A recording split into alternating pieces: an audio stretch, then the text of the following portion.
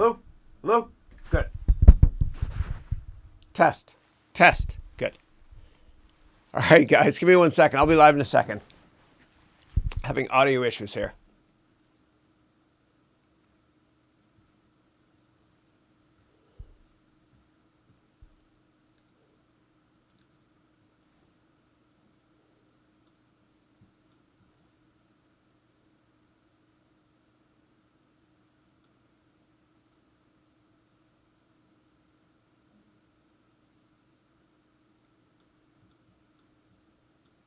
Good.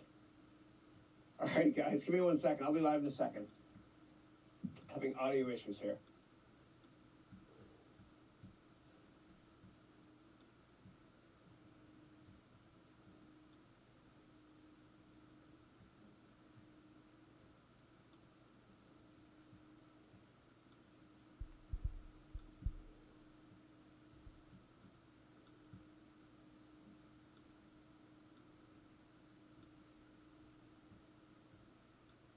Good.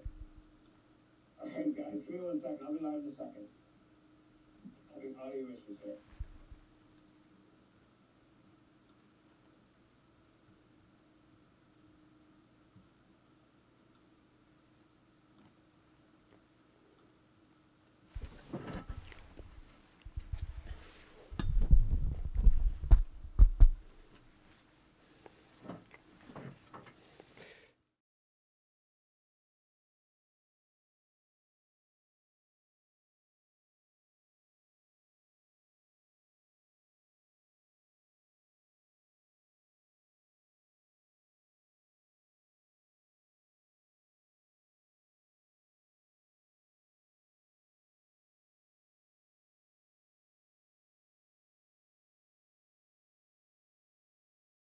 Testing. Good.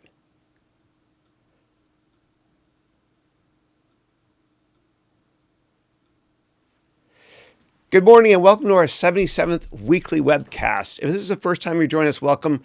If you've been with us before, welcome back. And so the way the call works is I answer all questions between 8 a.m. and 11 a.m. San Francisco time. And so those can be personal questions, business questions, career questions, anything you want. And I answer the questions in the order in which I receive them. And so if I actually don't, if I don't answer your question correctly or if I miss it, please just post it again. And I really do apologize for the issues we had this morning. Wirecast software is down this morning. And it's between them and another company called OBS. And I figured out a backdoor way to work around Wirecast. Thank goodness. Sorry about that. Won't happen again. All right, let's get started here. Okay, so the first question is from Valens, who's one of my MBA degree students. He's from Indonesia originally, but he lives now in New Zealand. Valens, I hope you're doing well. I need some advice on what to do. I'm currently looking to change careers. Everybody around me prefers to get a master's degree, but I wanted to just do courses online like you suggested. However, I myself am not confident that I can do it by learning online, get a job and networking. Can you please give me advice? Yeah. And then you wrote the pathway that I plan to pursue is business intelligence / consulting. And if I look at the job description, they always say a minimum of 3 years experience. Any advice to get into the industry with no experience? Yeah, absolutely. So I would say that you can definitely get there by networking a lot. If you go to my website, harounventures.com, there's a free networking book that you can download. And I really do believe that business is about relationships first, and product knowledge or consulting knowledge second. And so you've got to network a lot. Find people, Valens, that work in the consulting industry that are also from Indonesia like you, or also live in New Zealand like you do. I know you're from Indonesia and you live in New Zealand now. And people want to help you. All you got to do is ask. Just sit down with people that work in the consulting industry, set up informational meetings using LinkedIn, and just understand that a lot of people do want to help you. I know that for a fact. Another way you can prepare, aside from just the informational meetings, is there's a great company called Vault Reports. And you can go online to Vault Reports' website, and I believe it's vault.com. And you can buy consulting case study books. They're PDFs you can download. which will help you ace your case, so to speak. And so to get a job in consulting, at least when it comes to the strategy consulting firms like McKinsey, BCG, Bain, etc., quite often you're given a case study. And those books that you can buy from vault.com, I'm not affiliated with Vault in any way, I just want to humbly help if I can, will definitely help you significantly to get up and running and do exceptionally well in the interview. You can always take my complete job course, which has a lifetime money-back guarantee. In addition, what you can do is you can actually start doing consulting engagements on the side to build up your resume. It might be something as simplistic as using Fiverr.com. That's Fiverr.com, which is a website where you can sell your consulting services, so to speak. And if that doesn't work for you, you can try Upwork.com and just do some remote consulting work for companies around the world. And then that will help to beef up your resume so that nobody will be able to come up with the excuse when it comes to not hiring you of saying you don't have experience. And sometimes it's so frustrating trying to get a job that sometimes we just say screw it and start our own companies. And I know that sounds kind of out there, but Jay-Z, God bless him, he couldn't get a job. Times are really, really tough for him for years and years and years. He couldn't get a recording contract. So he just said, screw it. I'm just going to do it. As Sir Richard Branson says, he said, screw it, let's do it. And Jay-Z started his own record label. And so in hindsight, I'm sure he's very grateful the fact that he wasn't able to secure a job with somebody else in the music industry. Yeah, and you can start your own consulting company. Like in the United States, there's a lot of big consulting firms. Like McKinsey, Accenture, et cetera. Nice to work for Accenture. But there's also a lot of smaller firms. There's actually over 100,000 consulting firms in the United States. That's right. It's unbelievable. Most of them are very, very small. So there's nothing stopping you from starting your own consulting company as well and advising others. And if you want, you can share with me here in the chat what skills you're most passionate about. And then I could help you think about how to start your own consulting firm. Or what you can do is you can take my complete business plan course, which will help you to write a business plan, which will crystallize your thought process so that if and when you're ready to launch your own consulting firm, you'll be ready to go. All right. I can't believe I got this to work, guys. Like, you have no idea that the back door I went through. Like, I don't even know if my hair is brushed properly. It was such a last minute thing. Wirecast goes down sometimes, but always have a plan B. And my mouse went down this morning as well. Like, it was the perfect storm. Everything went down, but that's okay. That's okay. I have a backup plan. And let me just torch this. It's ugly. Yeah. Okay. I'm the guy that used to go to presentations to give a presentation, and I bring two laptops. I'd have a backup laptop I borrow from a buddy, or I'd actually have real slides made up for an overhead slide projector show just in case. Like my brother's wedding up in Muskoka, Canada.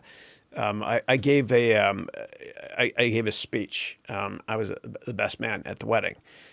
He's like a brother to me.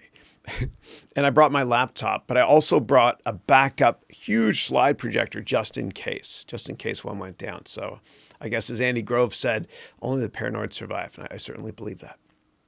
And Melody, good morning to you. Melody is from Atlanta. She's a teacher. She just got a new job as well. Always great to have you, Melody. And Melody's saying, good morning, Chris. Hope you're having a fantastic day. I am, thank you. I got a joke for you. What do you call a cow that can't stand up? Ground beef. I like it. I remember my dad told me that one too. I love it. Thank you. And you wrote last one here. What do you get when you cross a vampire and a snowman? Frostbite. Oh, I love that. Yes, I do agree. That is mom and dad jokes. Excellent. Thank you. Thank you for putting a smile on my face. I love it. And then you wrote, you have a video I can't remember. I was hoping you can post the link for it. It's about how to write great articles. I need this since I'm writing on the side too. Thanks. Yeah. So what I recommend doing is go to my YouTube channel and just search on the word write or the word writing. And you'll see that a video will pop up. And so I used to have my own column in Inc. magazine on the side, and my editor taught me how to write and speak gooder. And I'll give you guys all the tips right now. So, and you can download that video too because it's very long. When you're writing, never have more than 3 sentences in one paragraph ever again. You know, the days of us being able to sit down and read a 5,000 word editorial in a magazine or a newspaper are done. We just don't have the attention span, unfortunately, anymore. And so it's much more manageable and easier on the eyes and less intimidating if you write things that are very, very short. And I believe that, like with my books, actually, their chapters are all very short. It's just easier to read that way. And also when it comes to writing, make sure there's no more than 3 sentences per paragraph. Always, always, always. And my editor also told me to always write at an 8th grade level. And I thought, that's crazy. I don't get it. And he said, no, you got to write an 8th grade level. You got to cast the net as wide as possible. But so that you don't alienate anybody.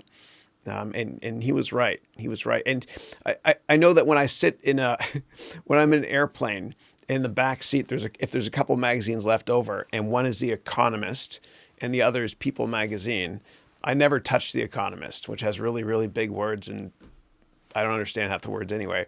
I go for People magazine, which is certainly written at an 8th grade level, which is also my maturity. All right. Next up is, do you take supplements for joints? I found from sitting so long, my knee is hurting.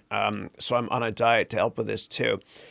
So I think I don't do that. I take just a ton of supplements, as you all know, and this is my greatest hits kale drink, which I now put Greek yogurt in and a ton of acai, which is a great South American fruit, which helps out a lot. And so I hope that I'm the reason I do this is I try to be very healthy. And I saw a movie that inspired me by Steven Spielberg called Minority Report. I know it sounds out there, but in that movie, there was the pre-crime division. It's a science fiction movie from '02, where they could tell what crimes people are going to commit. And I know it sounds nutty, but that movie inspired me to the extent that I thought, well, what if I take vitamins and eat properly so that I'll never get diseases that I'm supposed to get, given my hereditary background and all that stuff. And so I eat exceptionally well, healthy. And I make this every Sunday. It's just greatest hits of every antioxidant I can possibly think of. Like there's some bizarre mushroom extract stuff in here too. I've scienced the heck out of it, as Matt Damon would say in that movie. He swore in that movie. I'm not going to say that bad word. He scienced the beep out of it, and that's what I've done as well. Aside from that, when it comes to sitting down and being uncomfortable when you're working, what you can do, I want to show you something. A couple things you can do. One is, this will really help out a lot when it comes to any joint issues you might possibly have when you're sitting down, if you don't have the right posture. Okay, this is actually easier to use. I'm just very weak. So this here is a product called Boyata. And I take it with me on the airplane, and I take it all over the world when I travel. And this is for my laptop. And so my posture is better this way. And you can adjust this any way you want, and it fits in your backpack as well. I highly recommend it. I'm not sponsored by anybody, as you know, but the name of the product is Boyata on Amazon. I recommend it. It also makes working a lot more fun as well. Another thing I have, which sounds out there, but it's me, it should be expected it's out there, is I carry around what are called gel bows when I'm traveling and I have to work. And it's basically, there are these little soft cushion things you put on the desk. They're small, here and here. And so your elbows don't get hurt as well. Also, posture-wise, you're supposed to pretend that, and I'm not that great at this, but whenever you're using your iPhone or Android handset, you're supposed to pretend that you have a grapefruit or a softball, cricket ball, whatever, right here, so that you don't get bad posture. And I'm noticing a lot of younger people, posture issues are starting because people were born like this. And my posture's not perfect. It's gotten a little bit worse because of this stuff, but I'm trying my best. But I always think I have a grapefruit here for what it's worth. Another thing also is when you're typing, try to have it so that you're upright like this, so your eyes are level. And that's what I try and do with the camera here as well. What you can also do, sorry about the noise there, you can also do is get a great chair. And so I bought this chair here. It's a Herman Miller chair. And I got it used actually after the '01 crash, whatever, the internet bubble 1.0. I bought it a couple of years afterwards, and I think early or late 2004, off of Craigslist, right? And these are timeless. These Herman Miller chairs are really comfortable as well. And I never get sore sitting on them. And I know that, and I did a case study on McDonald's for my MBA degree program. And we talked about how McDonald's, the way that they create everything in their store is not only to have a great customer service, but to get you out of there as fast as possible. When it comes to lining up at machines, to like ATMs to order McDonald's now, especially in Europe.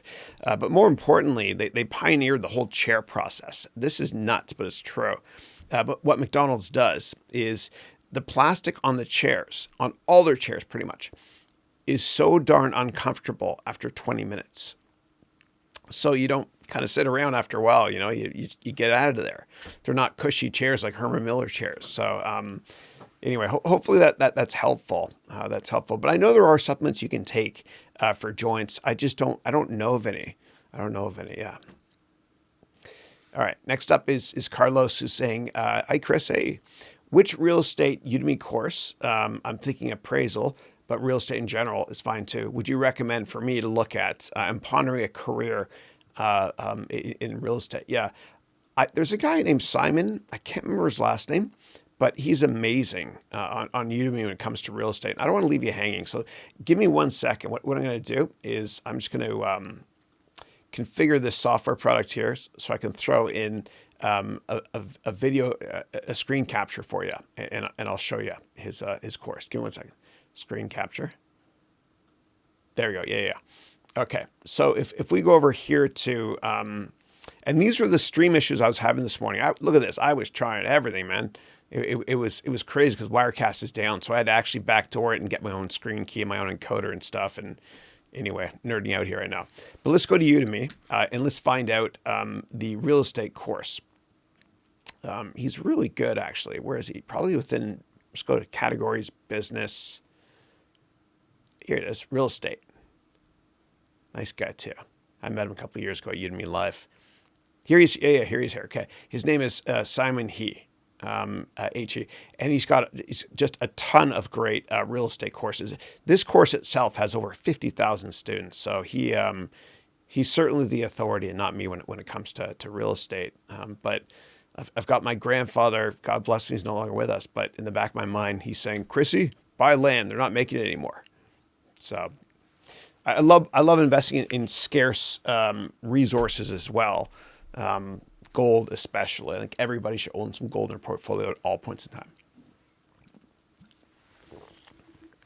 All right. What do we got here next? And next question is, what opportunities in real estate do you see in the short and long-term future? Thanks so much. Yeah. So I would say that the best opportunity you can have in real estate is obviously owning your own house or your own apartment if you possibly can. And if you spend $600 every single month on rent, hypothetically speaking, for 50 years, that's like $10 million. And I run the numbers with an Excel, you'll see. So go to my vlog on YouTube, do a search for the word save. But the best investment you can probably make is your own house. And in many countries, there's a lot of tax breaks as well. Like in America, for example, your mom and dad and your spouse's mom and dad can gift you money to buy a house. Okay, so that's 4 separate gifts. And they get a tax benefit, and so do you. Please speak to an accountant, though, first before considering that, because I'm not really up to speed on that. Yeah. And my wife and I, we bought a building recently in London, Ontario, in Canada. London, Ontario is where I was born in Canada. It's an hour and a half south of Toronto. And we bought a building there because it's right by the University of Western Ontario. And our thought process was that if you own real estate close to universities, it can be somewhat counter-cyclical because more people go to university when the economy's not that great and people still need to rent. And so my dad would always tell me, whenever you're looking to invest in real estate, the most important 3 factors are location, location, location. It's kind of like when you buy a house. You never want to buy the nicest house in a crappy neighborhood. you kind of want to buy the crappiest house in a nice neighborhood, so to speak. Yeah, and real estate is very, very cyclical. Just understand going in that there's liquidity issues, meaning it's not that easy to sell your piece of property, and there's massive real estate fees you have to pay given the liquidity issues that there is with real estate. So I'd be careful. And if you're looking to invest in real estate, maybe start off by buying just a small condo. It doesn't cost very much. And the trick is this, to see if you can get somebody to pay rent, which will more than cover the monthly mortgage. So you could be very cash flow rich on a monthly basis. Yeah. I've had a lot of friends that have done that, but don't overextend yourself though, please. Just start off really small at first. Yeah, because these assets, they're so hard to sell when the economy's not doing well. Yeah, just be long-term focused. As Warren Buffett said, the longer the view, the wiser the intention. Okay, and I'm going to scroll down and see if there's any issues with the sound or, no one's mentioning that. Okay, great. Phew. Okay, great. What do we got next? Next up is what opportunities do you see in the agriculture / agribusiness and renewable energy sector? Thanks. Yeah. So I've invested a lot in fertilizer companies. I know it sounds boring, but I'm very bullish on Canadian fertilizer companies and global ones as well. And years ago, when I used to invest at a big hedge fund called Pequot, and I invest in cyclical stocks, I spent a ton of time analyzing fertilizer companies. I went up to Saskatchewan, great province in Canada. And I went to Saskatoon, the capital there. And I visited with potash management. And it was the middle of the winter. And I brought my winter coat. And they said, let's go down now into the mines and check out potash. I'll show you. And so we went literally a mile underground in the middle of nowhere. And they showed me how they use these Terex machines and whatnot to drill underground. And I brought my winter coat. And they said, what the hell are you doing? I was like, dude, it's winter in Saskatoon and we're going underground. He said, leave the coat behind. And I did, because underground, maybe you get close to the center of the earth, molten's a lot hotter. It was hot as hell down there. But I'm bullish on fertilizer longer term. I looked at Agrium as well, potash, and many, many others. Even in Europe, I looked at Syngenta and other fertilizer-ish type companies. Because I think that, and the thesis is that in China, massive market, obviously, when somebody moves into the middle class or they move to a city, the first thing they do is they buy more beef and pork products. And so from a supply chain perspective, they have to eat crops and whatnot, and fertilizer is obviously part of that whole dynamic. And so I think fertilizer is a great investment longer term.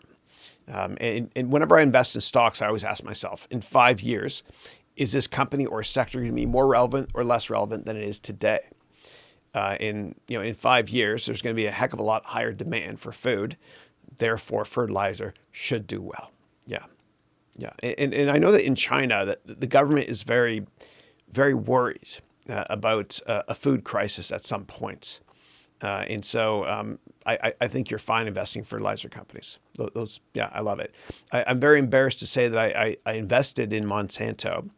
I was kind of ignorant. I didn't know of the issues Monsanto had. But I invested in Monsanto, ticker was MON, back in 06, 07, because it was a great momentum stock. I'm a growth investor. But I guess the European equivalent of that is Syngenta. Yeah.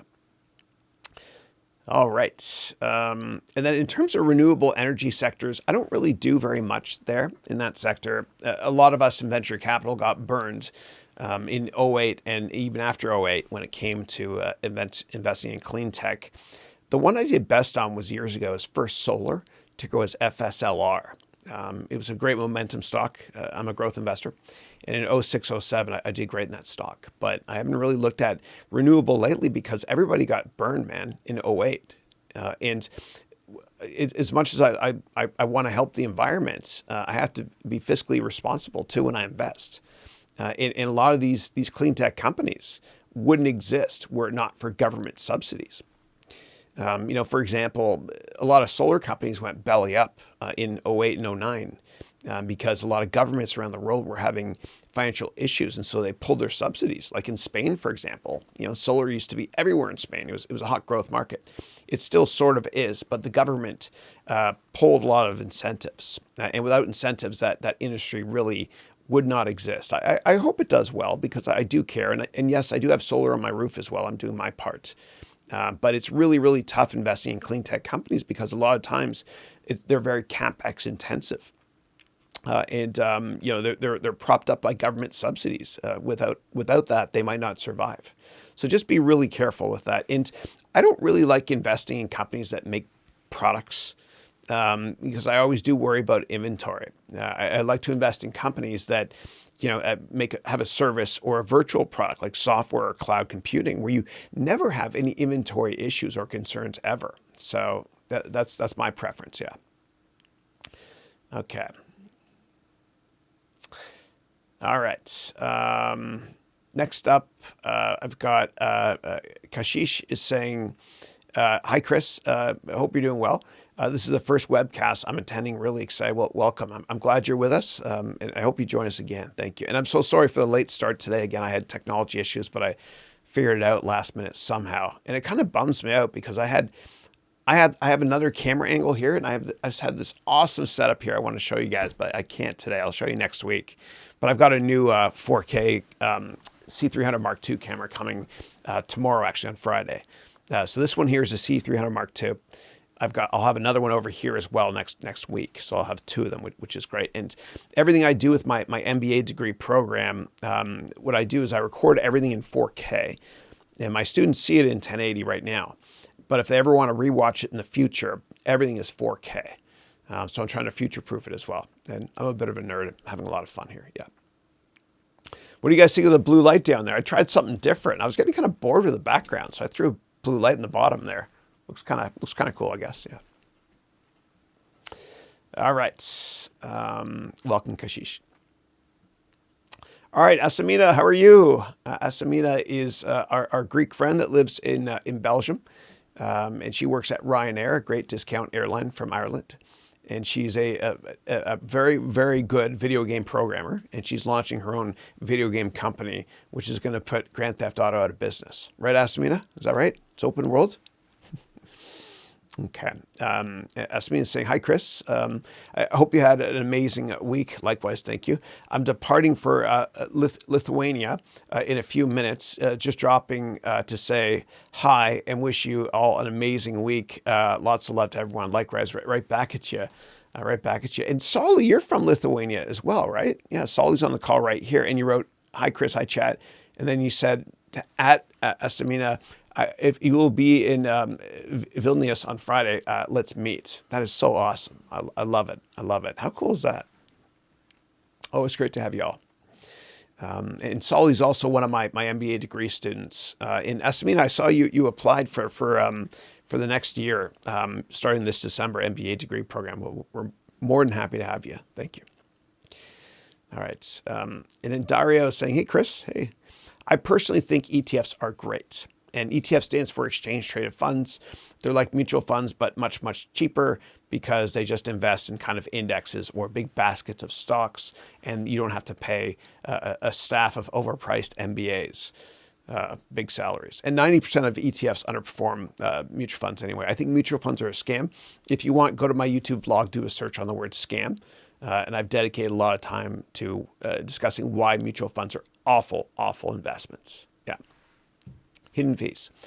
So Dario is saying, I think ETFs are great. I just wanted to ask, what do you think about ProShares Ultra S&P index, ticker SSO, who seeks 2 times the daily performance of the S&P index? Yeah, I'm smiling because I used the inverse of that one during the '08 recession. I invested in ProShares Ultra Short, 2x short. And I don't recommend anybody invest in shorts because you can lose an unlimited amount of money. If you want to bet against company, buy puts, which means that you put up this much money, and if the stock goes down, you make a lot. If it goes up, all you lose is this much money. Unlike shorts, where you can lose like infinite amount. So I'm not a big fan of leverage anymore. And for those of you not familiar with leverage, it basically means using a certain amount of money to invest a lot more money. And that's what that index kind of is. And to paraphrase the sage of Omaha, Warren Buffett, he said that derivatives are financial weapons of mass destruction. Just be really, really careful. I'm not a big fan. Yeah. Yeah. All right. Next up, Melody's saying, all these issues. Glad you got everything working. Thank you. No, this was a tough morning, man. It was painful, but I'm glad it happened. And for me, whenever something bad happens in business or whatever it is, I always look at the bright side. The bright side of what happened is that it'll never happen again. It'll never happen again to me. So for me, what I had to do is I had to actually go through and set up what's called RTMP server. And what I usually do is it's usually pretty easy. I usually go here to YouTube, and I'm going to be streaming on Twitch as well soon. But anyway, I found a back door. Thank goodness. I had a little heart attack this morning, but I'm glad it happened because now I know if there's ever an issue going forward, I'll be able to solve it like that. I've never had this issue before, and this is my business, my livelihood. So now I have a plan B, which is good, just in case. All right. Next up is Kundan saying, hey, sir. Hey, how are you? Is it even possible to get a hedge fund right after undergrad from India? If yes, how? Any viewpoint on this? And if I do CFA and also start trading in the U.S. market from India? Yeah. So if you're asking how to get a job in the hedge fund industry, yeah, there are a bunch of hedge funds in India as well. And I remember I worked at a big hedge fund in New York City called Kingdon Capital after I left Goldman. And the best performing portfolio managers there for a while were focused on the India market. There's great liquidity there. They invested not just in the ADRs for Satyam, Infosys, and Wipro, but also on the Sensex in India. There's wonderful opportunities. Now, if you want to get into that industry, I think the best way to do it is to network a lot. And so go to my website, harounventures.com, and read my networking book, because it will tell you how to get networking meetings with people that work in the hedge fund industry or any industry for that matter. And what you can also do, if you want, is you can actually go to Udemy and take my complete finance course. It's called the Complete Financial Analyst course, and it will train you over 20 hours on what finance is. And I have you rotate in that course in my fictitious company called MHS, which stands for Morgan Haroun Sachs. So anyway, check it out. There's a 30-day money-back guarantee as always with all Udemy courses, and I think you'll enjoy it. But after you brush up on your finance skills and learn it all from scratch, and I don't know what your background is, but I teach from scratch finance in that course.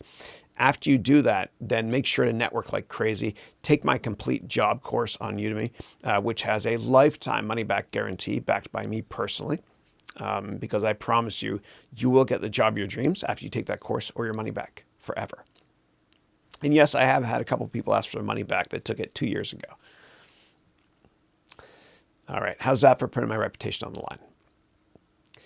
All right, but also make sure you understand why you want to work in the hedge fund industry.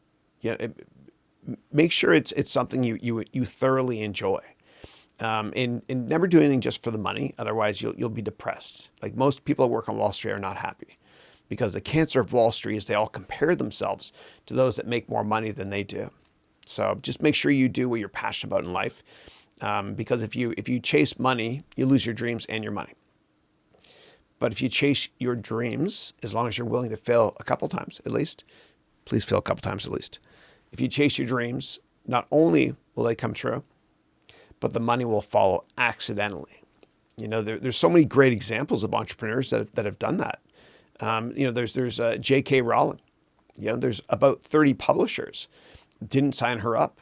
She was an assistant, hated her job, a single mother, poor thing, and she didn't care what people thought of her. She just kept trying. She was relentless. And after 30 failures, one publisher said yes, and she's a billionaire now because of it. It was never about the money. It's just something she's very, very passionate about. Don't chase money, please. Chase your dreams. All right. And then you wrote here, is a CFA worth doing? I think a CFA is worthwhile, sure. I mean, a CFA For those not familiar with it, it stands for the Certified Financial Analyst Program. And it's 3 years, and you just do it during the evenings. But I respect it, yeah. It's tough, though. It is a lot of work during the evenings, yeah. All right. And level 1 is easy, but level 2 is tough. Level 3 is okay.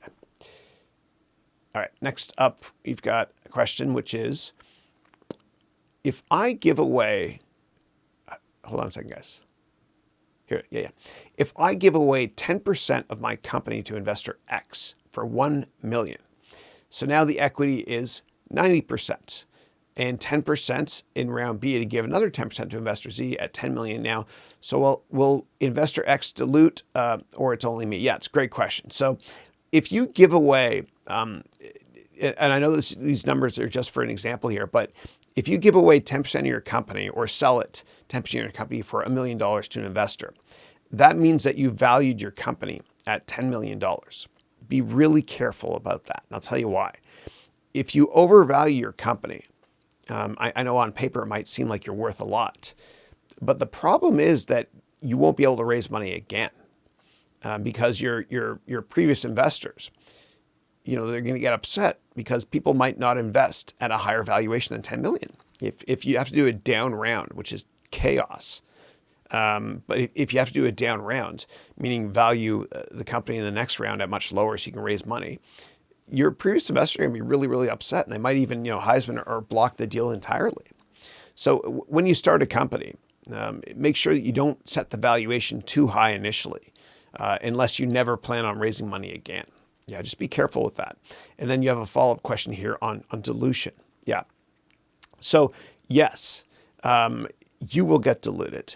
Okay, so if you raise money, did a Series A, which means the first institutional venture capital round, and let's say you raise money, and in your example here, you raised $1 million from somebody that bought 10% of the company. Then let's just say there's 100 shares outstanding. You have 90, they have 10. Then if you want to raise more money, you have to issue more shares, right? And so you're going to dilute yourself. And what happens a lot of times is the previous investors have the pro rata right to invest more money in future rounds so that they don't get diluted. So they still own 10% of the company. So I'll give you an example. This investor owns 10% of the company after the Series A. You own 90%, and there's 100 shares. So they own 10 shares. Well, you want to raise more money in a Series B down the road. So let's say that you raise money and value the company at $15 million, but you have to issue more shares. Right? Let's say you have to issue 50 more shares. And so basically you've got 150 shares now. You own 90 shares. So 90 divided by 150 means you're going to get diluted. You're not going to own as many shares. And the other first investor that invested and bought 10% of your company, they're going to get diluted. So they have the pro rata right in many situations. It has to be documented, but they have the pro rata right to buy more shares so they're not diluted. So if they buy 5 more shares, then they own 15 shares out of a total of 150 shares, right? So basically they're not diluted. They still own 10% of the company. And the 45 new shares are being purchased by the new investor at a valuation of 15 million in this hypothetical example. So you get diluted, but investor A has the pro rata rights to not get diluted by buying 5 more shares in this hypothetical example. Okay. All right. Next up, we've got Kundan saying, sir, many are talking that artificial intelligence will eat up most of the finance jobs. So me as a finance aspirant, what should I do to be secure? Yeah. So the question is, artificial intelligence is probably going to eat up a lot of finance jobs or make finance jobs redundant. What should I do as a finance person that wants to get a job in the finance industry? So I think that a lot of things are going to be disintermediated by technology when it comes to AI. Like I think the whole role of the sales trader will eventually be gone on trading floors. And a lot of people get kind of upset for me for saying that, but the digital reality is that you don't need to have somebody execute all orders like traders. A lot of trader jobs will be gone. It can be replaced with technology. People kind of refer to that roll down hedge funds as execution, which can be done by computers. But I don't think that the role of analysis will be outsourced to computers, because I think people can make much better long-term investments than the computers can. Also, computers can't read people, and they can't decide whether or not their gut tells them that somebody's a great salesperson and a great CEO, and great CEOs are great salespeople. And also, you can't outsource relationships with technology. It just doesn't work. And a lot of finance jobs, for better or worse, are sales jobs. And you can't outsource that sort of thing. Relationships are more important in business than product knowledge. You cannot outsource relationships to a computer. So there's always going to be massive demand out there for sales in every industry, no matter what anybody tells you. And any great entrepreneur or CEO or partner in a law firm or partner in an investment bank, they're all salespeople. That's how they got to where they are. They're great salespeople. And you cannot outsource the ability to identify with another human being to technology. So the bottom line is that when it comes to finance jobs, if you're worried about AI taking share away from certain roles, it might be the trader role. So stay away from trading. But any sales-related role, there will always be demand for that. Always, always, always. And analysis roles as well. All right, let me get some of my breakfast here. Hold on.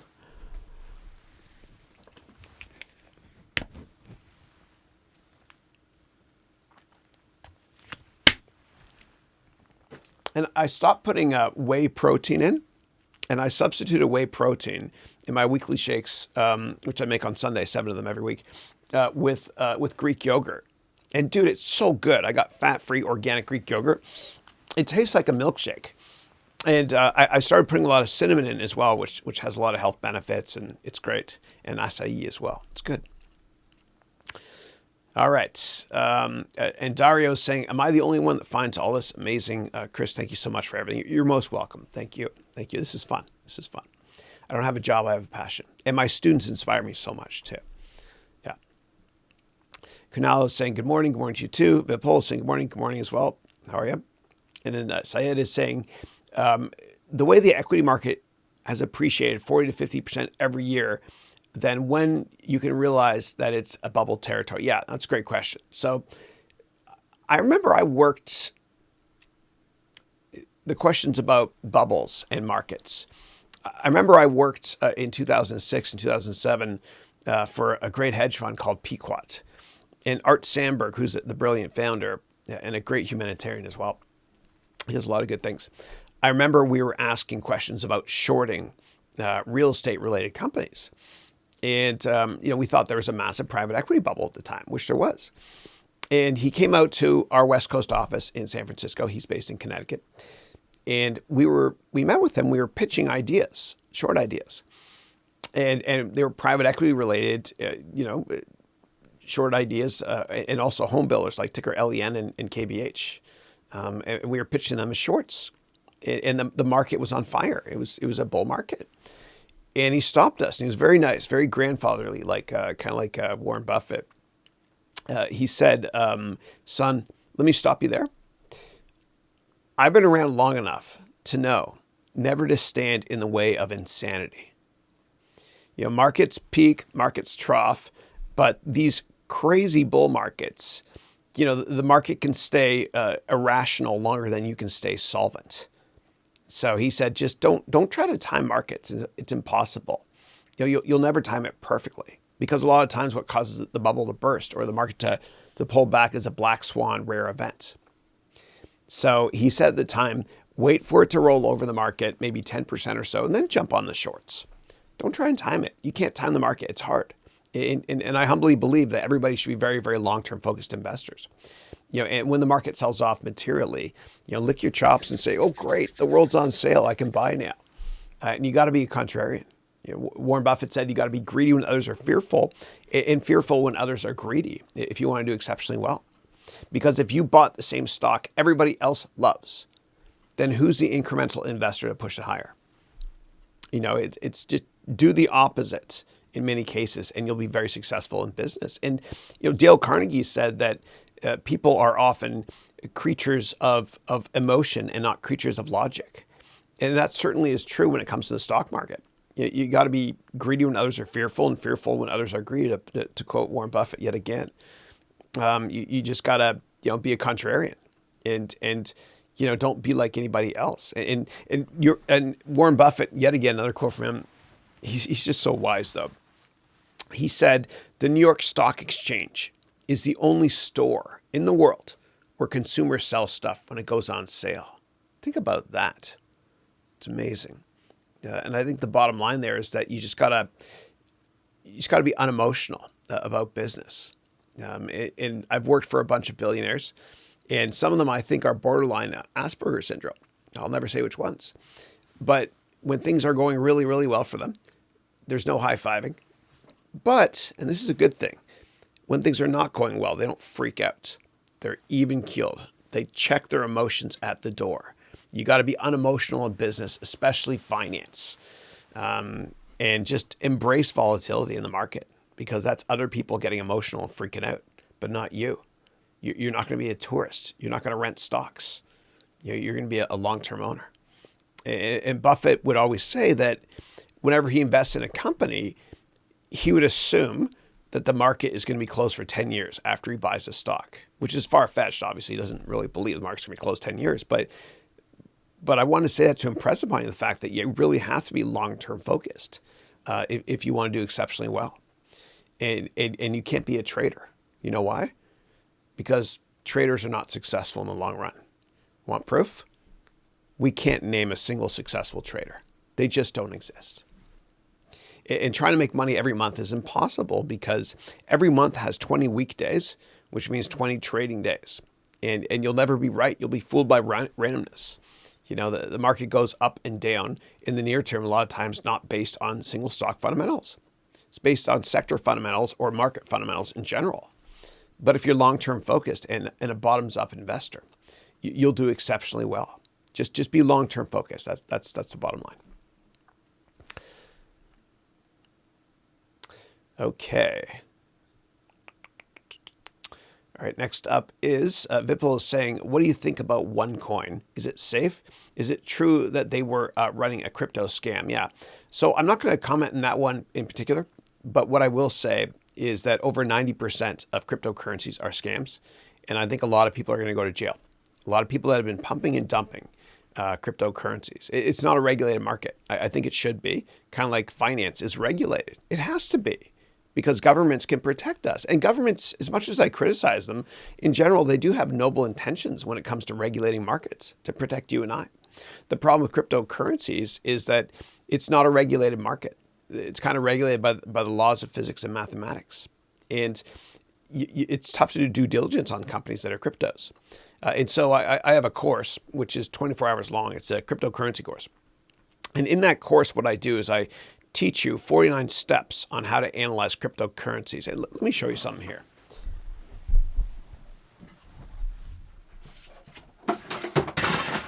Archie just fell down. He's okay. Okay. So this here is an S1 prospectus for Facebook. And before any company goes public, they have to issue what's called an S1. And this highlights all the risks in investing in an IPO. Everything is disclosed here. And you can get these things online. You can go to sec.gov and download an S1, meaning an IPO document, for any company that's gone public. The problem when it comes to cryptocurrencies is a lot of times there's no investor memorandum or offering memorandum or write-up like this. And that's an issue. It's hard for you to do due diligence. And so in my course, the Complete Cryptocurrency course, I kind of replicated this process in 49 steps to allow you to do your due diligence in 49 steps on cryptocurrencies. And I chose 49 because when I was making the course, I thought of the gold rush in San Francisco 49ers. And anyway, so I made it 49 steps. But check that out, my Complete Cryptocurrency course. It'll help you a lot. I'll never tell anybody what stocks or investments to buy or sell, ever. I think that if I give you a fish, you'll eat for a day. If I teach you how to fish, you'll eat for a lifetime, so to speak, to quote the great one. But I think that most cryptocurrencies are scams, and people that pump and dump them, and a lot of people do this, like on YouTube. They'll say, you got to buy this cryptocurrency. It's amazing. And they own it. Then you push the value up because you bought it. Then they sell it and they say, you got to sell this thing. This is awful. And so you sell it and then they buy it back. Rinse, lather, repeat. It's disgusting, but people do that. And so when I started making the cryptocurrency course, I was really bullish, meaning positive on cryptos. And then by the end of it, I was like, ugh. And I only own 4 cryptos. I own 4 I'll never sell. I own Ripple. And the founder lives around the corner from here. I own, and I'm not telling you to buy these, please. I'm just telling you what I own. I own Ripple. I own Litecoin. I own Bitcoin, and I own Ether, which is the cryptocurrency for the Ethereum platform. But just be really, really careful. And if you're going to invest in cryptocurrencies, it's kind of like, I really do believe it's like going to a casino. Just know going in that whatever money you bring in the casino with you, you could lose it all. That's it. Just don't double down. Yeah. And don't put more than 0.5% of your liquid net worth in any one cryptocurrency, please. I think a lot of them are a scam, a lot. And the problem is that we just don't know about the credibility of a lot of these crypto companies. Like at least when I invest in an IPO, you've got really high profile and ethical investment banks like Morgan Stanley, Goldman Sachs, JP Morgan, et cetera, Deutsche Bank, et cetera, on the syndicates that are putting their reputation on the line by offering this thing and analyzing the financials for you, the risks, et cetera. When it comes to cryptocurrencies, there's no regulatory body or ethical bank, so to speak. If that's an oxymoron, I don't know. But there's no firm like that to put their reputation on the line to tell you this is a credible investment. You got to do your own research. It's really tough. And you got to understand also supply. If an unlimited number of shares can be created, you're never going to make money. It doesn't matter how good the crypto is. Bitcoin, for example, there's a dearth on supply. There's a limit. There will never be more than 21 million Bitcoins created by the year 2140. And you might think, well, oh my gosh, that's not enough cryptos then, not enough Bitcoin. There are enough Bitcoin because you can slice and dice into 1/1000th of a Bitcoin. It's called a Satoshi, which is an homage to the person that apparently might have or might not have been the founder of Bitcoin.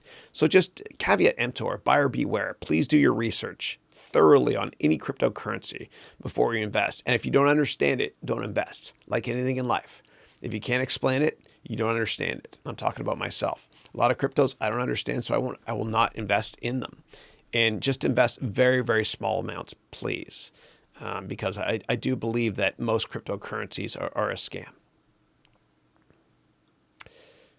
All right.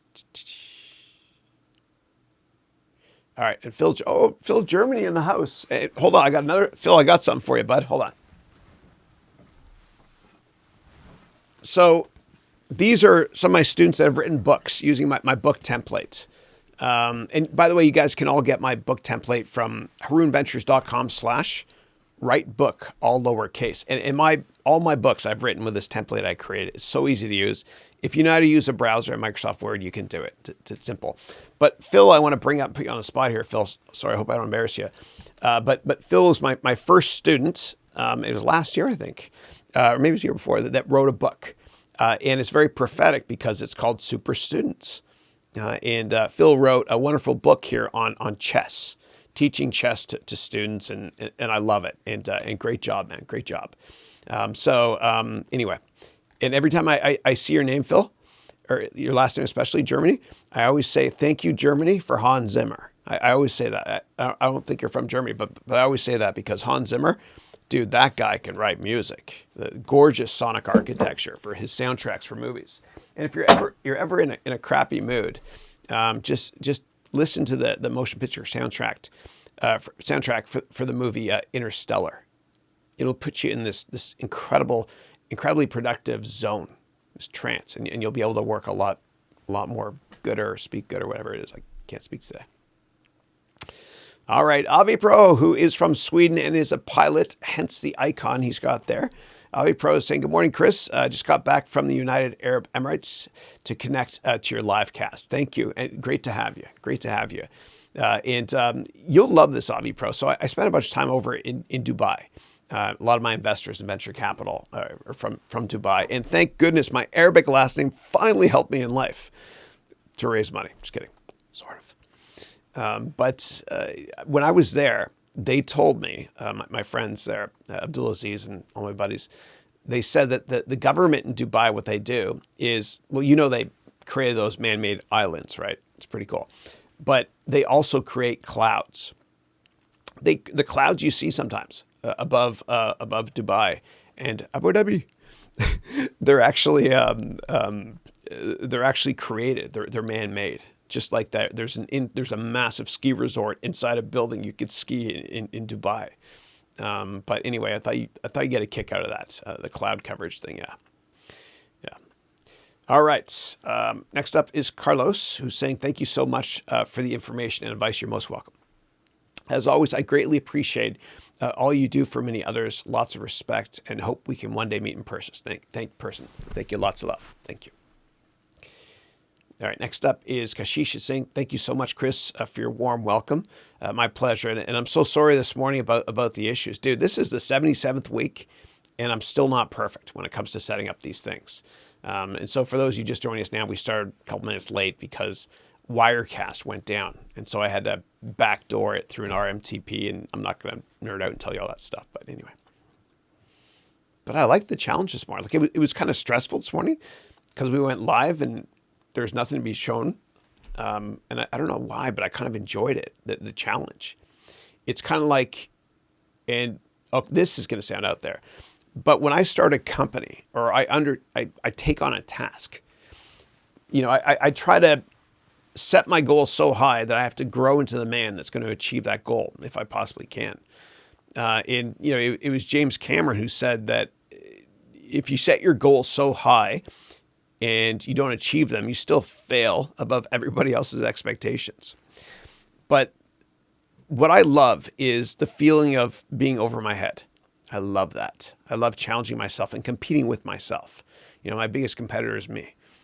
And whenever I start something that I feel like I'm so over my head, like this MBA degree program, which I love, and I love my students way more, I feel like before I undertake something new, that I'm looking over the edge of a cliff.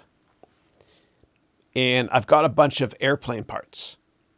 And I'll throw off the airplane parts, all of them. And then I'll jump off and I'll have to assemble that airplane before it's the ground. I don't know. I love that challenge. I love that challenge of feeling over my head and stressed. I enjoy it. I thrive on it. So maybe that's why I went to Wall Street. I don't know. All right. Actually, that's not why I went to Wall Street. It's because I was insecure and I wanted money. Don't do that crap. All right. Next up is Gurpreet. Hey, man.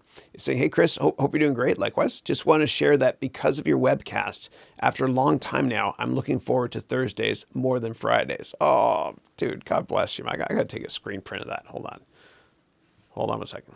On the Mac, you got to hit Command-Shift-4. There we go. I took a screen print. Thank you. God bless you for that. I appreciate that. Thanks. It's fun for me too. It's fun for me. And I've been doing webcasts. Like my weeks are pretty crazy now. Like what I do is Mondays and Tuesdays, I teach my MBA degree program students at 9 a.m. And then there's another time zone session at 4 p.m. And then what I do is in between the sessions on Mondays and Tuesdays, and Monday's class goes from 9 to noon. And then time zone 2 is Mondays 4 to 7, and same thing on Tuesdays. And so in between noon, which usually is 1 o'clock, I run an hour over, sorry, but I just love doing what I do. Between 1, I should say, and 4, I write content for future lessons. And I bring my laptop and I go on the elliptical trainer and do it. It's fun. And then on Wednesdays, I record. And so for those of you in my MBA degree program, I recorded a lesson on picking stocks. Which is FA 110, Finance and Accounting Semester 1, class number 10. Then on Thursdays, I do this. First thing in the morning is this weekly call, which is fun. And then I have at 11:15 a.m. on Thursdays for 2 hours. It's MBA students only office hours. Then I have one-on-ones with 6 of my students, pre-scheduled using Calendly. And then Fridays, I write more content and then record. And I'm doing my best now to not work. Like I don't work Sundays anymore. I'm doing my best to not work Saturdays, but it's so hard. But I have an amazing team. You know, Matt and Wrigley are great. And we get an unbelievable amount of stuff done. Yeah, so it's been great. And Hisham too, we brought him recently, yeah, and Paul. And I need more help. So I'll probably end up trying to hire some of my students at some point, yeah. But I do believe that small groups of people can change the world. You've all been in group projects at work or at school where there's too many people and it's just utter chaos. And so, 2 or 3 girls or guys in a garage can change the world. And Amazon actually still runs itself. Jeff Bezos runs Amazon like a startup. He never lets any meeting take place that requires more than 2 pizzas. It's called the 2 pizza rule. So that the meetings stay small, group-wise, and things get done. And I hate meetings. I despise them. Like I hate meetings. Meetings in big companies are a way for somebody who's insecure to say, I'm organizing this. Look at me. I want to get promoted. And I bought Christine, who works at IBM, a mug for Christmas a couple of years ago. And on the mug, this is the best. It says, I just attended another meeting that could have been an email. I believe in meetings only if there's an important agenda to talk about. I don't believe in daily, weekly meetings, whatever it is. It just, drives me crazy. Anyway. Now you see why I'm self-employed. All right. Next up is Kundan is saying, sir, thanks for the answer, but I wasn't saying getting into hedge fund in India, but I want to know on Wall Street, do they hire immigrants in hedge funds from India if I do my undergraduate from India? Of course. Yeah, why not? Yeah. And the people that I worked with, there's, I can't remember his name. He was a portfolio manager and his fund was called Sanskrit. He left Kingdom after a while, but he's from India. Yeah, I know a lot of people from India. Tons. I could probably name 30 people I know from India that work in hedge funds that have undergraduate degrees. I can. So yeah, absolutely. Yeah. And somebody sent out a LinkedIn message a couple weeks ago with a list of all CEOs in America in tech companies that did their undergrad or grew up in India. Dude, the list was massive. It's impressive. The only limits that you have are the ones that you set up here, always. But please network aggressively. Go to my website, harounventures.com. Download my book on networking. I guarantee you it works. I promise you it works. And every year when I used to work full-time in venture capital, I would teach during the evenings at different business schools, MBA schools, and undergraduate schools in the Bay Area. And and I loved it. And during the first class every semester, and each semester was like 10 weeks, I would ask my students, and I'd have 70 students at a time. I love big classes. The more the merrier. Is fun. And it was a challenge. But I would ask my students on the first day of class, if I told all of you that over the next 10 weeks, that if you did 10 informational meetings over the next 10 weeks, if you did that, if I told you, I guarantee you, the job of your dreams, would you do it? All 70 hands go up, like the wave. Then on the last day of class, I ask, how many people did 10 meetings? No hands go up. How many did 9 meetings? No hands go up. How many did 8 meetings? Maybe 1 or 2 hands go up. And those students are not the ones that get the top grades. And you don't need good grades to be successful in life, please.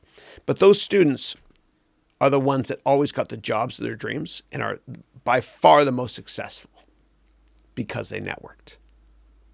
Just understand that relationships are always more important than product knowledge. And when we're younger, like in high school or undergrad or whatever it is, we kind of feel that if we keep our heads down and if we get good grades, then, life works out for us. Our parents don't nag as much when we get good grades. They're proud of us and we want to, we try to please other people. Then what happens is you graduate and you start working for somebody else. And you realize that I'm keeping my head down. I'm working hard, doing a good job like I did when I was in school. And things just aren't working out for me. I'm not getting promoted. I'm not getting a raise. What the hell is happening? Well, the real world is different from school. If you want a promotion, you got to ask. If you want a raise, you got to ask. Nobody has ever made CEO without asking many times to get promoted along the way. It's prophetic and been true since the beginning of time. Asking, you will receive. It's true. You got to ask. You got to ask. And you got to network a lot as well. All right. I was in such a hurry this morning to get up and running because I had those technical issues.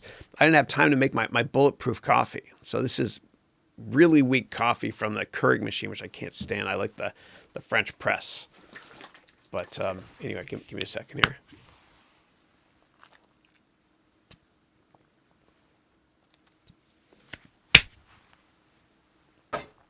All right. And Isawi is saying, Isawi, and if I mispronounce anyone's name, please let me know. I deeply apologize if I do. Hello, Chris. Hope all is well. Likewise. I'm having an interview tomorrow, and I'm online general logic, and it's an online general logic test. Please let me know if you have any tips. Thanks. Yeah. Okay. Good. Oh, good. And you said also I took your complete job course, which was great. However, I'm just kidding. I'm still struggling to get coffee meetings. I'm aiming to join a robo-advisor startup in Toronto. Oh, you're from Toronto. Awesome. Okay, cool. Let me know what you wrote in your emails. And if you want, let me know right here, only if you want, what your LinkedIn profile is. And I can give you my thoughts on the air live on your LinkedIn profile. And also let me know right here what you mention in your LinkedIn emails when you try to get informational meetings. Let me know. But if you want to share with us, and I only do this online, I'm so sorry. And people send me messages offline, and a lot of times I don't respond just because I don't see them. I get a ridiculous number. But let me know online here, and I'll wait for your blessing only. And I'll go through your LinkedIn profile, and I might be able to humbly help if I can. Okay. And I don't know what you mean by an online general logic test. Like in general and in the course, the complete job course. And you should ask for your money back, by the way, if you don't get that job tomorrow. It's true. But in the complete job course, I talked about logic questions they ask you, and you don't have to be right. You just have to sound logical. For example, at Microsoft for years, the questions they would ask in interviews are along the lines of, why are construction hole covers round? There's no right answer, but you could say, so it's easier to roll it, to move it. Also, if it was square, you'd be able to turn it diagonally and drop through the hole, but round construction hole covers it can't fall through. There's no right answer. You just have to kind of, just let them know that you're an independent thinker and you can think outside the box and all that stuff. Like, for example, when I interviewed at a great hedge fund called Citadel, and the guy that interviewed me, his name was Peter LeBon. I remember that, really smart guy. And when he interviewed me, he asked me, how much does a 747 weigh? And there's no right answer, but here's what I said. And I wasn't that far off, actually. I said, well, if we assume that a Toyota Camry, which is my first car, that a Toyota Camry weighs 1,000 pounds. And if we assume that the length of a 747 is 25 Toyota Camrys. So that's 25,000 pounds or whatever it is. It's longer, I think. Yeah. Then if we assume that that a 747 is 3 Toyota Camrys wide, now we're up to 75,000 pounds. And if we assume that you can stack 2 more cars on top, or 2 more cars on each of those, that's 75,000 times 150. That's 225,000. And then we assume that the weight of each passenger is whatever. I went through the whole methodology, and actually the right answer was 1 million pounds, something like that. How do they get that bird in the sky 1 million pounds? Amazing. But there's no correct answer, actually. It's just they want to understand how you think about it. And remember I talked about crutches as well and transition words. And so if you're flustered, you can always use stuff like moving on to, in terms of, or you can repeat the question. Like, I learned being a teacher that when you repeat a question, you're buying time. Just to think about, oh my God, how the hell am I going to answer this? Yeah. All right. Saeed is saying, thanks, Chris. Outstanding explanation. You're most welcome. Start falling in love with you. Thank you. I don't know your postal address. Otherwise, I'd send you a Valentine's card for you. Thank you. Appreciate that. Thank you. God bless you. All right. And you complete me. That was my first movie with my wife. We went to Jerry Maguire. Yeah. Which is great. Actually, it's a perfect date movie because my wife, like women, love the romance side. And me, like guys, I guess, like the sports side or whatever it is. It was perfect the way that they marketed that movie. Yeah. All right. And Vipul's saying, that's R2D2 and your shelf looks amazing. Yeah, let me show you. So it unfortunately it dropped. And it dropped in the poubelle. That's garbage in French. It's just fun to say. Say it with me. Poubelle. Yeah. It's okay. I only have like styrofoam stuff in here, but here it is here. It's actually not R2D2. It's like, I don't know what it is, dude. I have no idea what this thing is called, but it's R2 something. But I bought it for my my video production masterclass, just a course on cameras and stuff, because I was trying to show that the difference between 30 frames per second, 60 frames per second, 120 frames per second. And I slowed down the video just to kind of show this. It was kind of fun. It's kind of fun. So let me just put this back up here.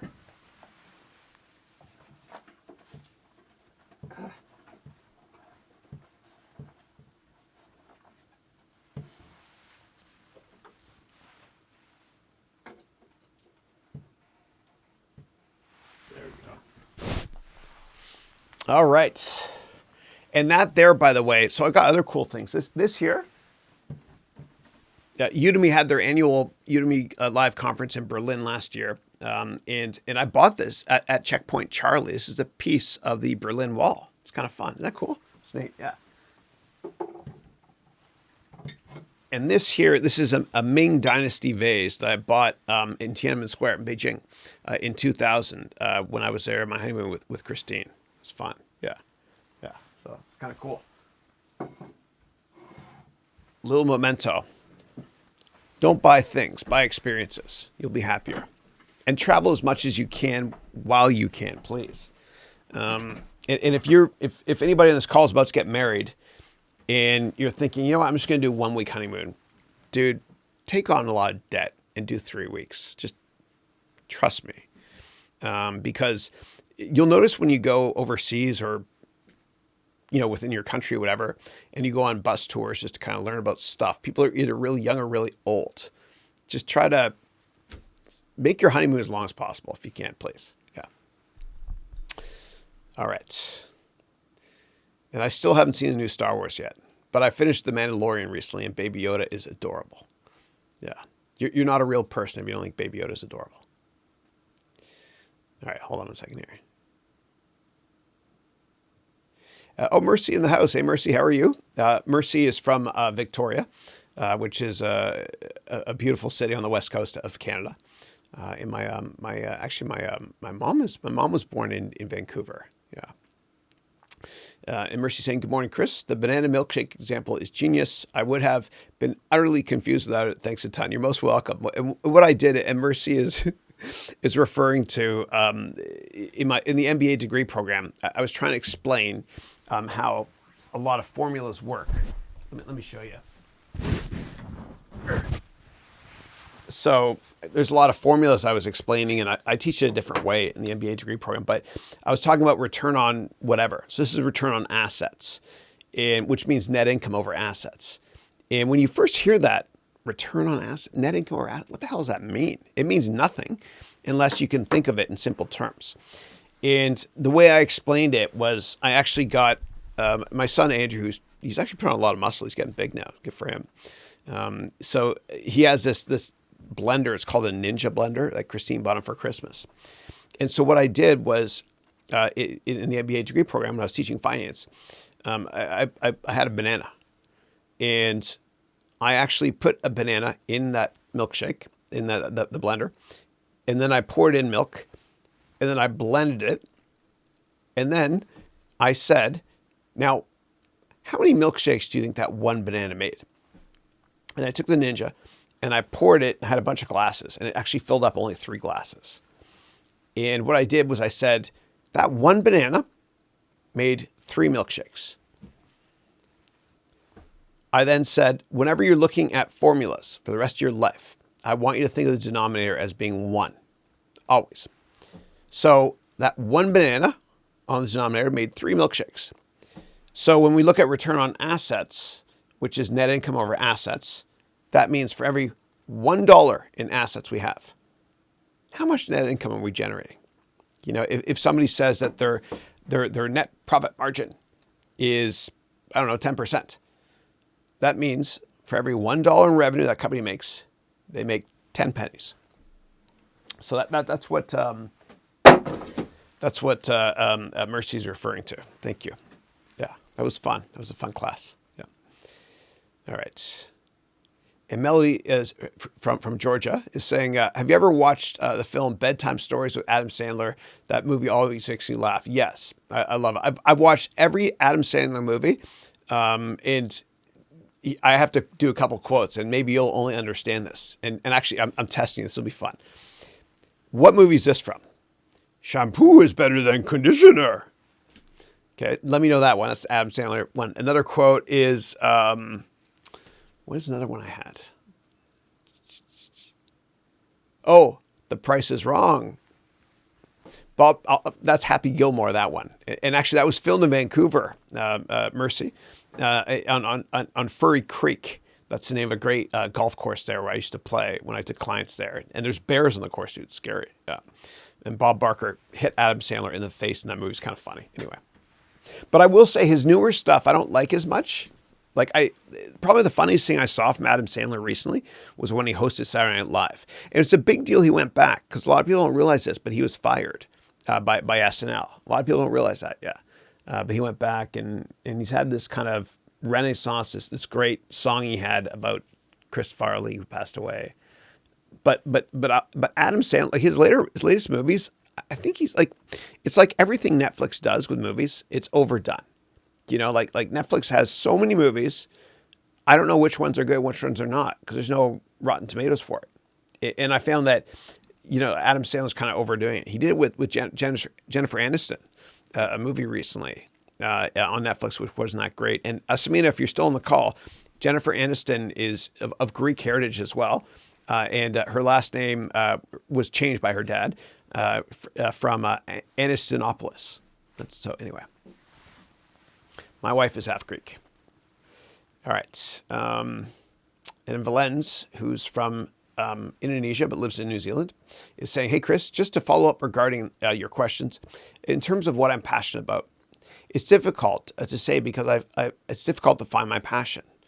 However, based on my personality, I tend to like to see data and do comparisons based on data and helping companies improve with that. Doesn't matter if it's business or not. I'm not sure if that's what my passion is. I guess I'm still looking around, but that's what I'm quite interested in. Just don't know where to start. I'm looking at university degree. It keeps saying you need this topic of stats, the topic of stats, where on the job description it never says you need all those. This is why I'm confused. Hope that makes sense. Yeah. Thanks for that. So it sounds like you're passionate about quantitative analysis. You probably like puzzles, right? Like if I gave you an iPad a couple of years ago and there's tons of games on it, you probably pick to play Cut the Rope, for example. Like you probably enjoy puzzles like that or strategy games. I think computer programming is for you. I mean, everything you're saying kind of leads me to believe that you probably enjoy programming. And if you've never done it before, I recommend doing the following. So you can go to, and I never get comp for mentioning this, but go to Udemy and do a search for Angela Yu, okay? And start taking her courses, okay? And Angela's great. And she wasn't passionate actually about, about what she was doing initially in life. So initially she's a doctor actually from England. And she started, and her, oh my God, dude, her reviews are insanely high. But she teaches you, from scratch, how to learn all this stuff. And she makes it fun as well. 53 hours. My goodness, these are long courses. Yeah. but she's killed it. She's done well. So check out her courses if you want to, as well as a smart former English teacher named Rob Percival. But they both teach you how to code, how to make apps, how to make websites, like interesting websites, like fun stuff, not just static, brochureware. They teach you all that stuff. And the pricing point is low, as you know, on Udemy. It's awesome. But I want to empower you and impress upon you how passionate you might actually be about programming. It's fun. It's fun to actually create apps. That's fun. And it's not the way it used to be, meaning all just lines of code is so complicated stuff. A lot of it's just drag and drop now. It's fun. It's kind of like in Excel when you use VBA or Visual Basic for Applications, when you kind of create all those boxes and stuff and maybe you tie it together with code. Anybody can do it. Anybody can. Take those courses. I think that might be your passion.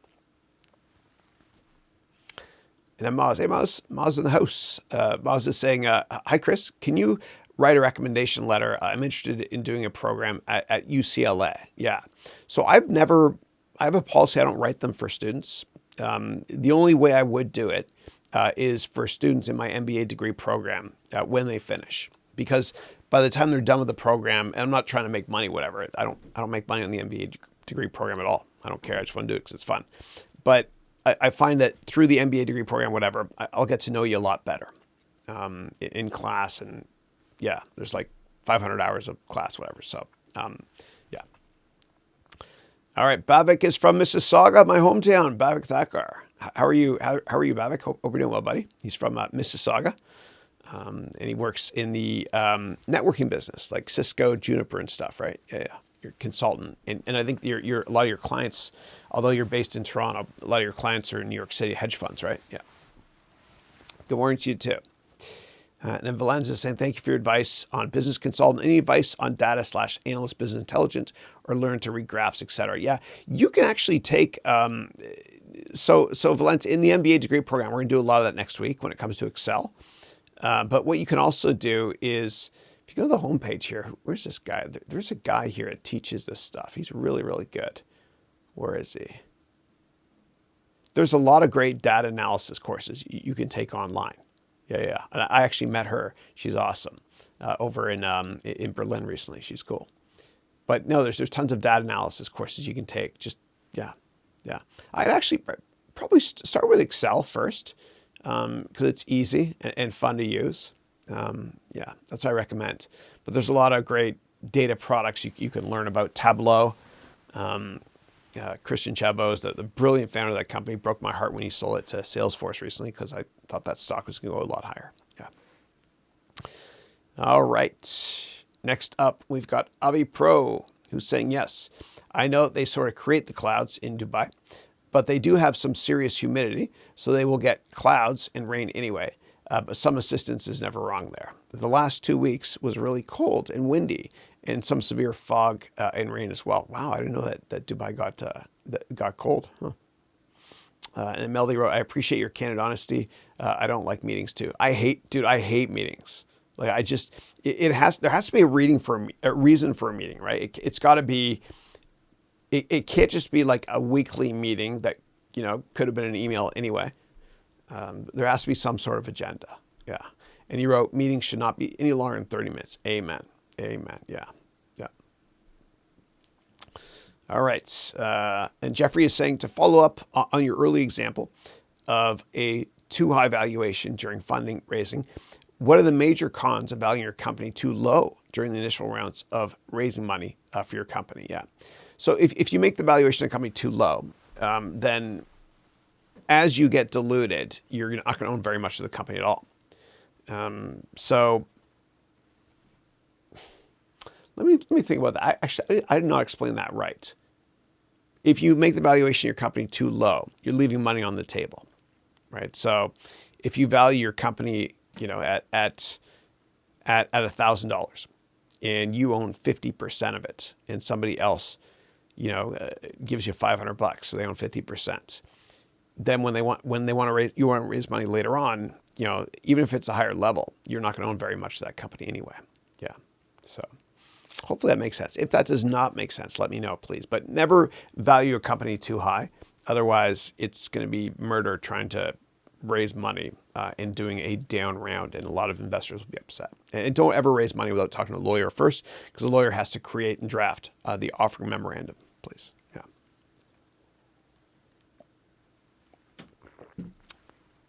All right. All right. Mercy is saying, thanks for sharing your perception on meetings, Chris. I was plagued by meetings. Thanks for sharing. Oh, you're most welcome. Yeah, I can't. I hate politics. Like, I did it for a while, the whole grip and grin thing, but I lost respect for myself for just not being me. And senior executives actually lose respect for you if you're not yourself. They feel really uncomfortable, and your colleagues hate you as well. But no, I'm with you. I can't, like, meetings, I hate them unless they're needed. It's the biggest waste of time. And that mug I bought, you know what I'll do next week? Maybe I'll bring in the mug I bought for Christine for Christmas years ago, which says, I just attended another meeting that could have been an email. All right. Next up, Melody is saying, Chris, I went onto LinkedIn yesterday and sent 20 messages to people way out of my network, and I got 2 people that connected with me. One is a commissioner and the other is an author. Awesome. And you wrote, I decided I needed to expand and be in the same circle of people that are out of my league for now to grow. Oh, I love it. Good for you. And just ask for help along the way. Like, meet with these people. They want to help you. You don't realize this, but people want to help you. All you got to do is ask, because most people don't. And that's a good thing, because there's less competition for us askers here. We askers. All right. And then Lucy's saying, hello again from San Diego. I'm smiling because whenever I hear San Diego, I always think of Ron Burgundy. Will Ferrell, yeah. And that noise there it's telling me it's water time. I have an app to tell me to drink water now. That's how little water I drink, which is probably why I do these marathon calls and never get up. All right. Let me turn off the music, the sound here. Okay, so, and then Lucy is saying, networking is the best. I've been focusing on that. Yeah. And I've got this, let me see if I can do this. I want to show you guys something.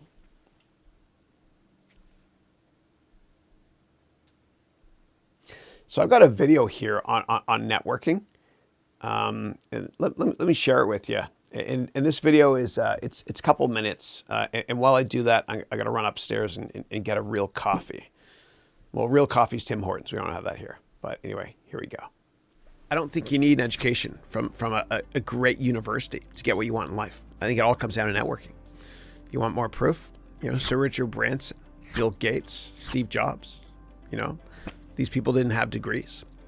It all comes down to networking. Relationships are always more important than product knowledge. And there's so many success stories of people that started in the mailroom that went on to become CEOs. There's a former CEO of Cosmopolitan magazine. Another example is David Geffen. Another example is Simon Cowell from American Idol. Another example is Sidney Weinberg, who was once the CEO of Goldman Sachs. Yes, he started in the mailroom. So why is it all these people get from the mailroom to the corner office, almost all of them without degrees? Because they know how to network. The mail dude. The mail dude might stop by your I don't know, your cube or your office, whatever, in the morning and saying top of the morning to you. Did you see the Blue Jays beat the Yankees again? Which always happens. But they're friendly and they're affable, and they network that way.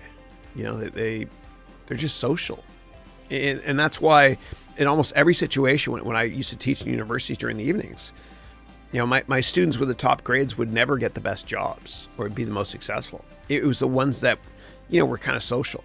They went out and partied, and they got their stuff done as well. They didn't get the best grades, but getting the best grades does not guarantee success in life. So the bottom line is, I really think that you can network to get anything you want in life. You don't need a university degree to get a job at Apple anymore. You don't need a university degree to get a job at Google. You don't need a degree anymore. The rules have changed. You want to learn a skill? Learn a skill online. If you want to learn how to code, and you're 70 years old and you always wanted to, you're curious, what is this coding stuff? Don't be intimidated, dude. Go to udemy.com, take a course from Angela Yu or Rob Percival. You want to learn finance and accounting. Here I am to humbly help if I possibly can. You don't need a big institution to say that you're credible anymore. Those barriers are gone. They're gone. All you need to do is have a lot of heart and be willing to fail a lot by networking a lot. It's kind of like if I told you that if you were to set up 20 informational meetings with strangers using LinkedIn, using the methodologies I teach you in class, if you were to do that, then I would guarantee you get your dream job. Would you do it? Of course you would. But people don't do it for some reason. I don't know. People are inherently lazy or they're just too stubborn to think that the world works a different way. And what would happen with me is every year at my when I used to teach during the evenings at MBA school or undergrad business, the first class I would always ask, if I told all of you that if you did 10 informational meetings over the next 10 weeks that you would get your job of your dreams, would you do it? All 70 hands would go up. Then on the last day of class, like 10 weeks later, whatever it is, I would say, okay, how many people did 10 meetings? No hands go up. How many did 9? No hands go up. How many did 8? Maybe one hand goes up. And it's always that person whose hand goes up that did the 8 informational meetings that becomes the most successful in life. In all aspects of life, actually. All aspects. Because they understood that they have to network and ask. And they were cool with failure and rejection. And if you're not cool with failure or rejection, you're never going to reach your full potential in life. You only have to be right in business one time. It's kind of like dating. If I told you, if you asked out 30 supermodels, somebody that's incredibly intelligent, attractive, funny, outgoing, caring, all that great stuff. If I told you, if you asked 30 supermodels out on a date, and that by the 31st, you would get the spouse of your dreams, would you do it? Of course you would. I mean, you'd say you'd do it, but would you? You got to be comfortable with failing 29 times, right? And just think of it this way. The pain of being rejected 29 times is this much. Pain, pain, pain, pain, pain, pain, pain. The pleasure of having that incredible spouse for the rest of your life is this. It's so big, it doesn't even fit on the screen here. So always think of it that way. It's kind of like when I invest in stocks or companies, I always think of risk reward. What's the downside? That's the risk. What's the reward? That's the upside. Reward minus risk is a positive number, very positive. Therefore, I do the investment. You only have to be right in business one time. So please network aggressively. And again, you can get my networking book from my website, harounventures.com, which it's free. It'll help you to figure out how to network to get anything you want in life.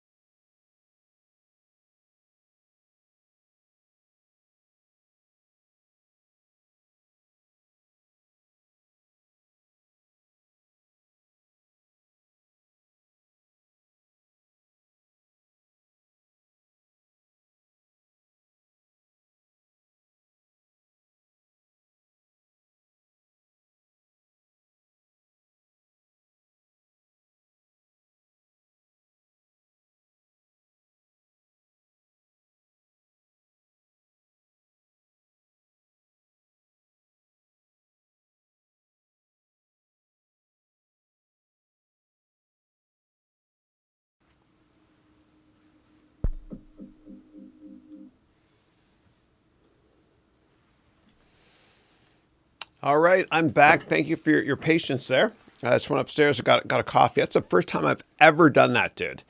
First time I've ever done that. Got my coffee. We're good to go. Good to go. If I don't have a coffee every day, and I don't drink a ton of coffee, but I actually get a headache. And what I found is that I've got this thing here. It's called an ember mug. It's not that great, but it keeps my coffee hot all day long. And that's important. Otherwise, I would drink more coffee. Like if it got lukewarm, I'd probably finish up and get another cup. Anyway. And I also bought, and I'll show you guys this next week if you want to see, but I bought this watch made by a great Japanese company called Omron that tests my blood pressure.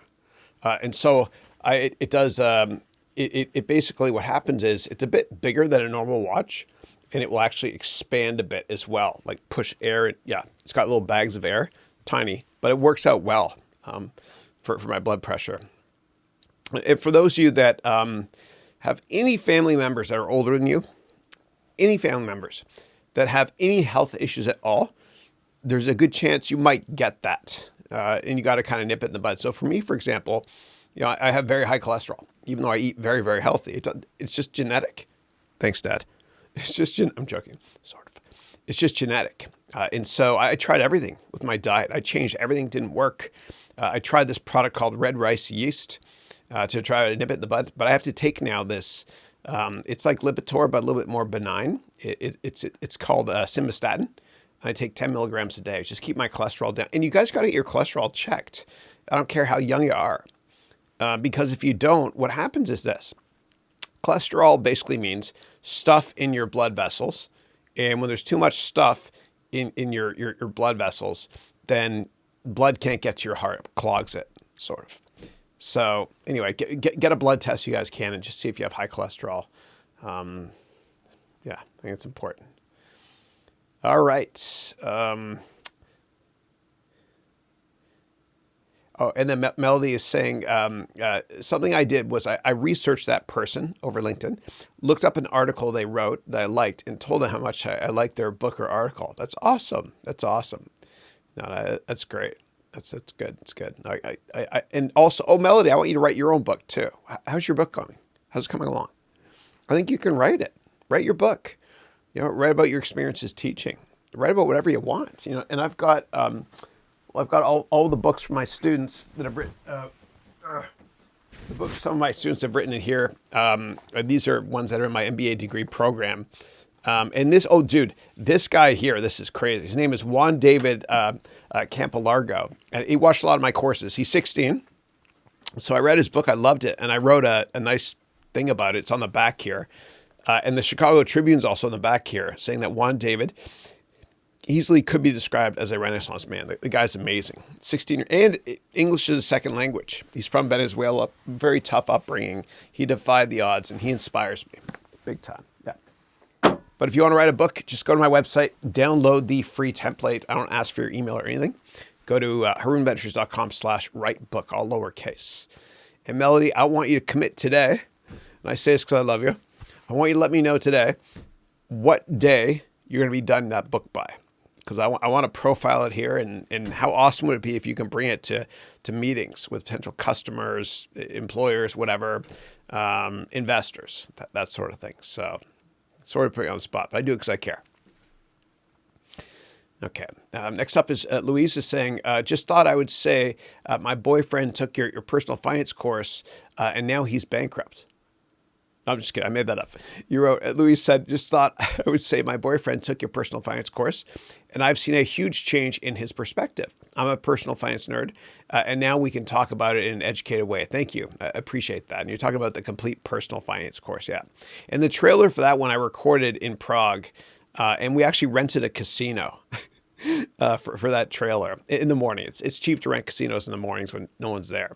But I also rented a data center for my cryptocurrency course trailer. But I thought I looked kind of dorky in that trailer for it. It's kind of embarrassing, but it was kind of fun. Whatever. It's cool. And if you watch that trailer, you'll see I flip a coin in the casino on the roulette table, and it goes into a cup perfectly. And that was just a test take. We were like, screw it, we're using this one for the real deal. Yeah. But Louise, thank you for the support. I appreciate it. And thank your boyfriend for me as well. Thanks. Okay. And Melody's saying, Happy Gilmore, the price is wrong. I love it. I love it. Dude, my favorite line from that movie, Melody Called Me Crazy, is Ben Stiller when, this is so bad. I don't know why I'm laughing at this, but Adam Sandler's mom was in a nursing home or something. And she said, can I please have a nice tall glass of warm milk? And then Ben Stiller goes, how about a nice tall glass of shut the hell up? I don't know why that made me laugh hard. Yeah. All right, next up. Thanks for your answer. I would very much appreciate you taking a look at my LinkedIn profile, please. I don't mind if it's shared with others on the call. Okay, cool. Yeah, I'd love to look at it, but the issue is, I don't see a link here.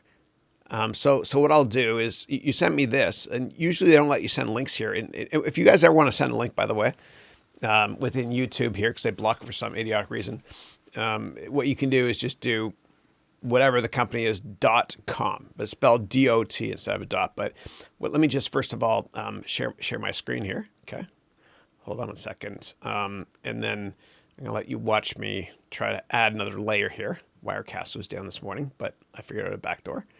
We'll go here, and I'm going to add video right here. There we go. Hey there. But I'm going to make myself smaller in the corner here so you guys can see me talk, if that's helpful at all for what it's worth. All right, give me 1 second, and I will go and I will crop this bad boy on the left and the top a little bit. That's close enough for government work. Okay, so now I've got here, I guess I'll copy this and we'll go over to a browser and we'll go to LinkedIn. And then we'll go here. I'm so curious, sorry. I'm that guy who's like, squirrel. Yeah, all right, cool. All right, so I'll go here and I'll search here. And that's you. That has to be you. Dude, you're from Toronto. I like it. Okay, cool. And let me go back here first of all and just read what your question was. And yeah, and this is about you joining a robo-advisor firm. You're mentioning it in Toronto. I don't know what that means, but probably some company that advises on what stocks to buy, which has AI embedded or whatever. Okay. All right. And you got to also send me one more thing. Send me the script that you use to get emails. All right, let me read here.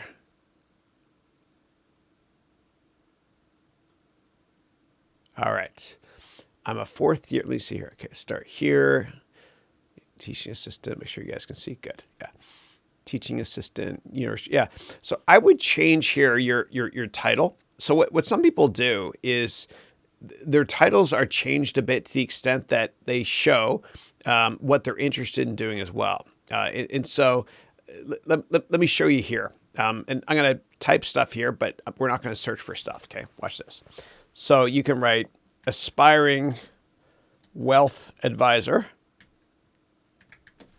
And then you put a line like this and then say teaching assistant at U of T or University of Toronto, whatever it is. But if you do this, what happens, or whatever keywords are important, these get picked up by search engines too as recruiters search for you. So I would do something like that. Yeah. I'm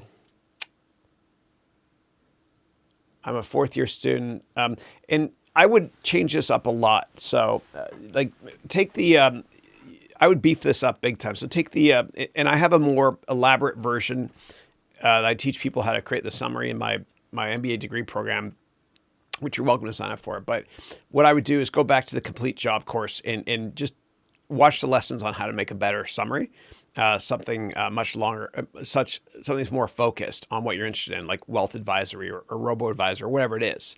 Instead of starting with, I'm a fourth year student, yada, yada, I would start with, I'm very passionate about advisory within financial services, whatever, for these reasons, yada, yada, yada, yada, like you eat, sleep, and breathe it. Okay.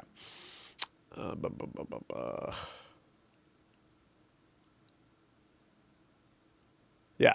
So I would customize this so whoever is at that robo-advisory firm reads this and thinks, "Oh my gosh, this guy is perfect for that role."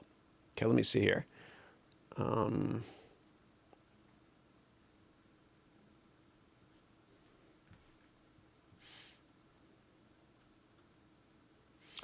right, this is who you follow. Did I do that wrong? Hold on a second. I saw your Tony Robbins thing there. I like that. Nice. All right, University of Toronto teaching assistant. I would probably tie in asset management a little bit higher up. Like it takes me a while to get down here to figure out that you've actually done work in investment management. I know you mentioned it quickly in one sentence here as well, but I would probably put that somewhere up higher, like investment management in here as well. Somehow put it up here. Maybe start with I have work experience in investment management. I'm passionate about the industry, yada, yada, yada. Just make it so obvious that that's the type of career you're after. I see you're connected with Dante, one of our great students.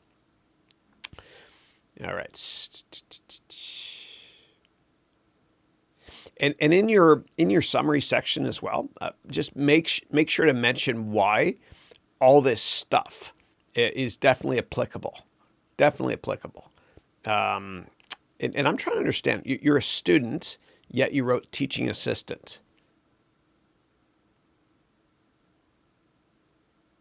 I don't like that. I would get rid of the word assistant. Maybe write just fourth year finance student / aspiring wealth advisor. That's what I would do. I mean, this is great, but this has different connotations too. That's just me. Whatever.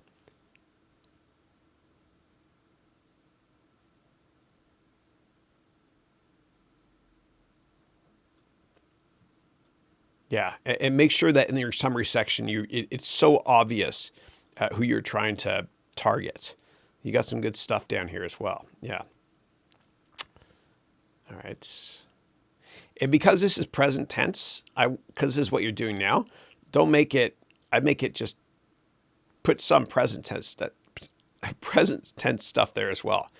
Like get rid of ED. So conduct weekly tutorials to teach Excel. Yeah, all that stuff. Yeah. And I would tie in a lot of this quantitative stuff into your summary section up above as well. A lot of people don't understand how important the summary section is. Dude, this is good work experience here. I would, like when I first look at your profile, the first thing I see is, okay, he's helping out as a teacher at U of T. I would incorporate all that stuff right here.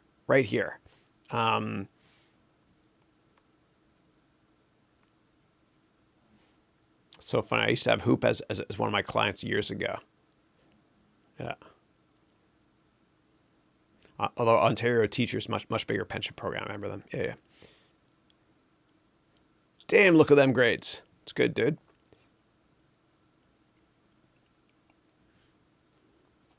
I would get people to write you recommendations as well. I don't see any here, but if I would get somebody that maybe you worked with at Hoop, or maybe somebody you worked with at Picton Mahoney in asset management, to write recommendations as well. Get lots of recommendations written, please.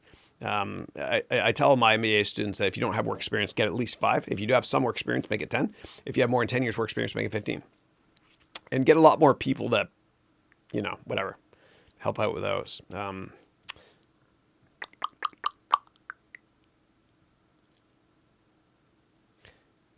Arabic, French. Awesome. All right, let's see here. Let me look through here.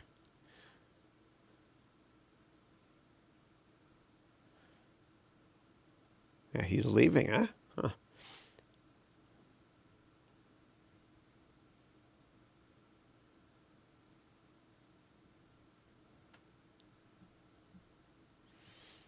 Scaramouche. I almost took money from them when I had my hedge fund years ago. Ray Dalio. Okay. All right. Yeah. Yeah. I'd beef the summary section up big time. I would change this title here. Okay. Yeah. And I get recommendations written about you.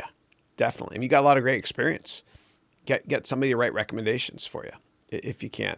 And I was looking to see if you follow any politicians. Glad to see you don't. But I look here, I'm like, well, are you interested in finance or are you interested in consulting?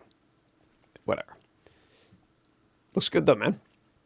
Looks good. And let me know also, please, what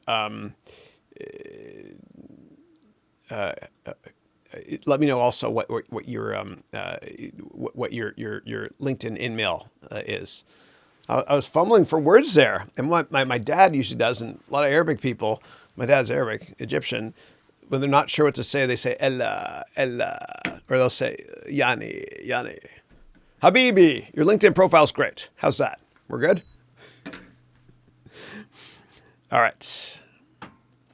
And Valenz is saying, unfortunately, I did programming, but I'm not as interested with programming. That is why I like to mix up a slight program like SQL and give a data visualization and advice. Okay, then why don't you try this then? Instead of programming, go check out software from a company called Tableau, which Salesforce bought. And there's also other awesome data analysis packages that don't require any coding. Like there's Hyperion, which is now a subsidiary of Oracle. There's Business Objects, which is a subsidiary of SAP. There's Cognos, which is a subsidiary of IBM. The entire sector got taken out over the past 15 years. I used to invest in these companies a lot. And those don't require any coding at all. It's fun though, because all you do is you drag and drop. It's visual stuff. But I would start out with Tableau. Okay, so maybe go to Udemy or YouTube or wherever, and just do research on Tableau, okay, and try that product out. It's a lot of fun. You could probably download a demo anyway. It's like Excel pivot tables on steroids, no coding required. It's fun. That's what I would check out. And I mentioned that because you do mention you're interested in data analysis, but not coding. I got it. Yeah. So the visual approach is something you should look at it as well then. You know, like maybe play around with VBA within Excel, Visual Basics for applications. As well as, again, Tableau, which is just kind of a drag and drop data analysis interface that I think you'd enjoy. Yeah, cool.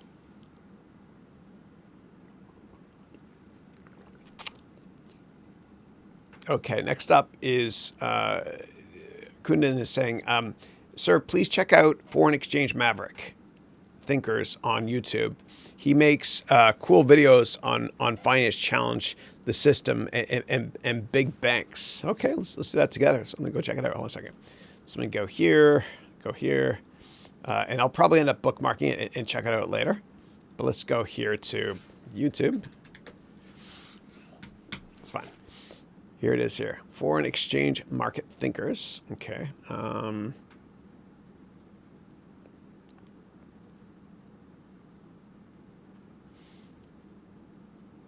Okay, so he's got, who is this guy? Aboot. Treasury Consulting. Oh, he's from Singapore. Okay, cool. I will check it out. Thank you. I'll leave that tab open. I'll check it out later. Appreciate that. Thanks. All right.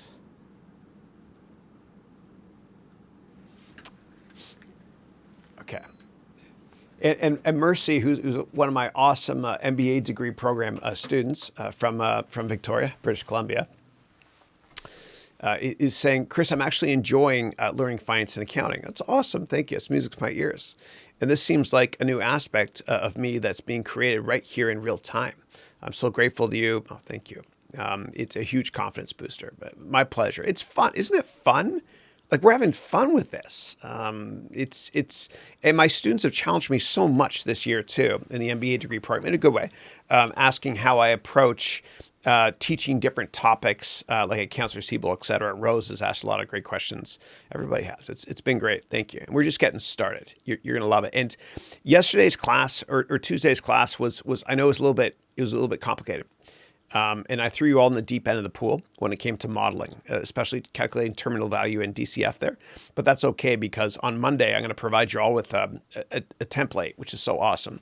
So all you have to do is enter in a couple lines of an income statement and a balance sheet, and the cash flow statement is created for you automatically, as well as the valuation target price is automatically created for you using DCF, price, earnings, price to revenue. You guys will love that. You'll love that. Yeah. And that's going to be FA19. That's Finance and Accounting, semester 1, lecture number 9. And that's actually, I'm spreading out that topic, FA19, over 2 days, Monday and Tuesday, because there's a lot we're going to go through. But we'll be done with financial modeling after Tuesday. And then we'll spend a lesson talking about how to do fundamental research on companies, so you can hopefully make a lot of money and be a long-term investor after that. And then we'll go into it. We'll do some crypto stuff as well. It'll be fun. It'll be fun. Yeah. All right. Thank you, Mercy. And Valens is saying, do you have any sort of case studies that I can do online for data analyst, just like business consulting cases you mentioned? Yeah. So I would, I think you could still go to Vault Reports, and you can check it out there. So you just go to, I think it's vault.com. Valu? I spelled it wrong. I don't know what Valu means. Vaults, V-A-U. It happens when you get older, guys. You're not as sharp as you used to be. The older I get, the better I was. Here we go, vault.com. So in here, I would check out the consulting. They've got consulting guides in here. Okay, so I would check those out. That will help you out a lot. And within data analysis as well, you'll see that within these consulting guides. It'll help you big time. And a lot of the finance and accounting stuff we learn in class as well. That should also help out as well. Yeah. But try out the Tableau. Okay, just try out that product because you might be able to name drop anyway during your interview, saying that you've taken courses on Tableau and other products as well. And it's a hell of a lot of fun to use as well. Yeah. All right, let's see what we got here. And Valens is saying, also based on your experience doing business or networking, is it compulsory for you to drink, or you still bond with people without drinking? No, dude, you don't have to drink at all. Thank you for asking that. Absolutely. I don't drink. I used to. I don't drink anymore. It's a health cost, a health issue for me. Actually, here's what happens. I would drink a glass of red wine or a beer, whatever it is. And the next day on the highway, I'd be dizzy. Just one beer, even the half. So I realized I'm actually allergic to it. And I went through a bunch of tests back in 2010 on my body, everything. We couldn't figure out what was going on. So I altered my diet, and it was alcohol. I'm allergic to alcohol, which sucks because it was fun. It was fun. Like I was president of my fraternity, and yeah, I won't go any further than that, but I had good times. But no, you don't have to drink. Like my grandfather used to tell me, God bless him, he's no longer with us. I remember asking his advice. I was going to a corporate party, and he said, Krishy, you don't have to drink. Just get a Sprite, put a lemon in it, and they'll think it's a gin and tonic. That's what he said. So no, you don't have to drink at all, man. And no one will lose respect for you at all. In fact, it's probably good you don't, because now that I don't drink, I'm around people sometimes in business that drink, and you don't realize how stupid they act when some people when they've had a couple drinks, and they leave their guard down. So they say your true personality comes out when you're drinking. But dude, no, you don't have to drink at all. And if you go to a corporate party and everyone's drinking, and then just order a 7-Up and ask the person at the bar to put a little bit of lime or lemon in it, whatever. Yeah. You do not have to drink ever. Yeah. All right.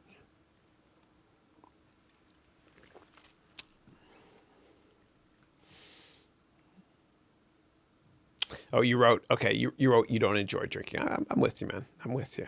Yeah. Yeah, I haven't had a drink. I guess that was the health issue I had was August of 2010. I just come back from Serbia. My best friend got married there. I went to the hospital and all these checks, whatever, and they couldn't find anything. And I decided that doctors don't know what the hell they're doing most of the time. Not all doctors suck, but a lot do. You got to diagnose yourself. And if you go to a doctor, they better be in damn good shape if they're going to give you any advice anyway. You know what I'm getting at? You got to self-diagnose. Yeah. All right. And Ray Seals is saying, I watched your video on networking. I'm working on a plan to do the 10 meetings in 10 weeks. Awesome.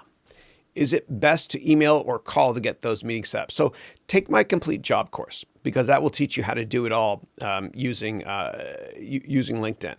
Your LinkedIn profile's got to be awesome. So take that complete job course. I've got a lifetime guarantee for you on that. Yeah.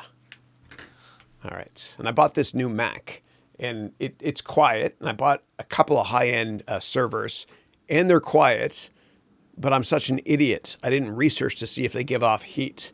And usually when you get really, really quiet machines, They give off a ton of heat, and that's why I've got this air conditioner. Anyway,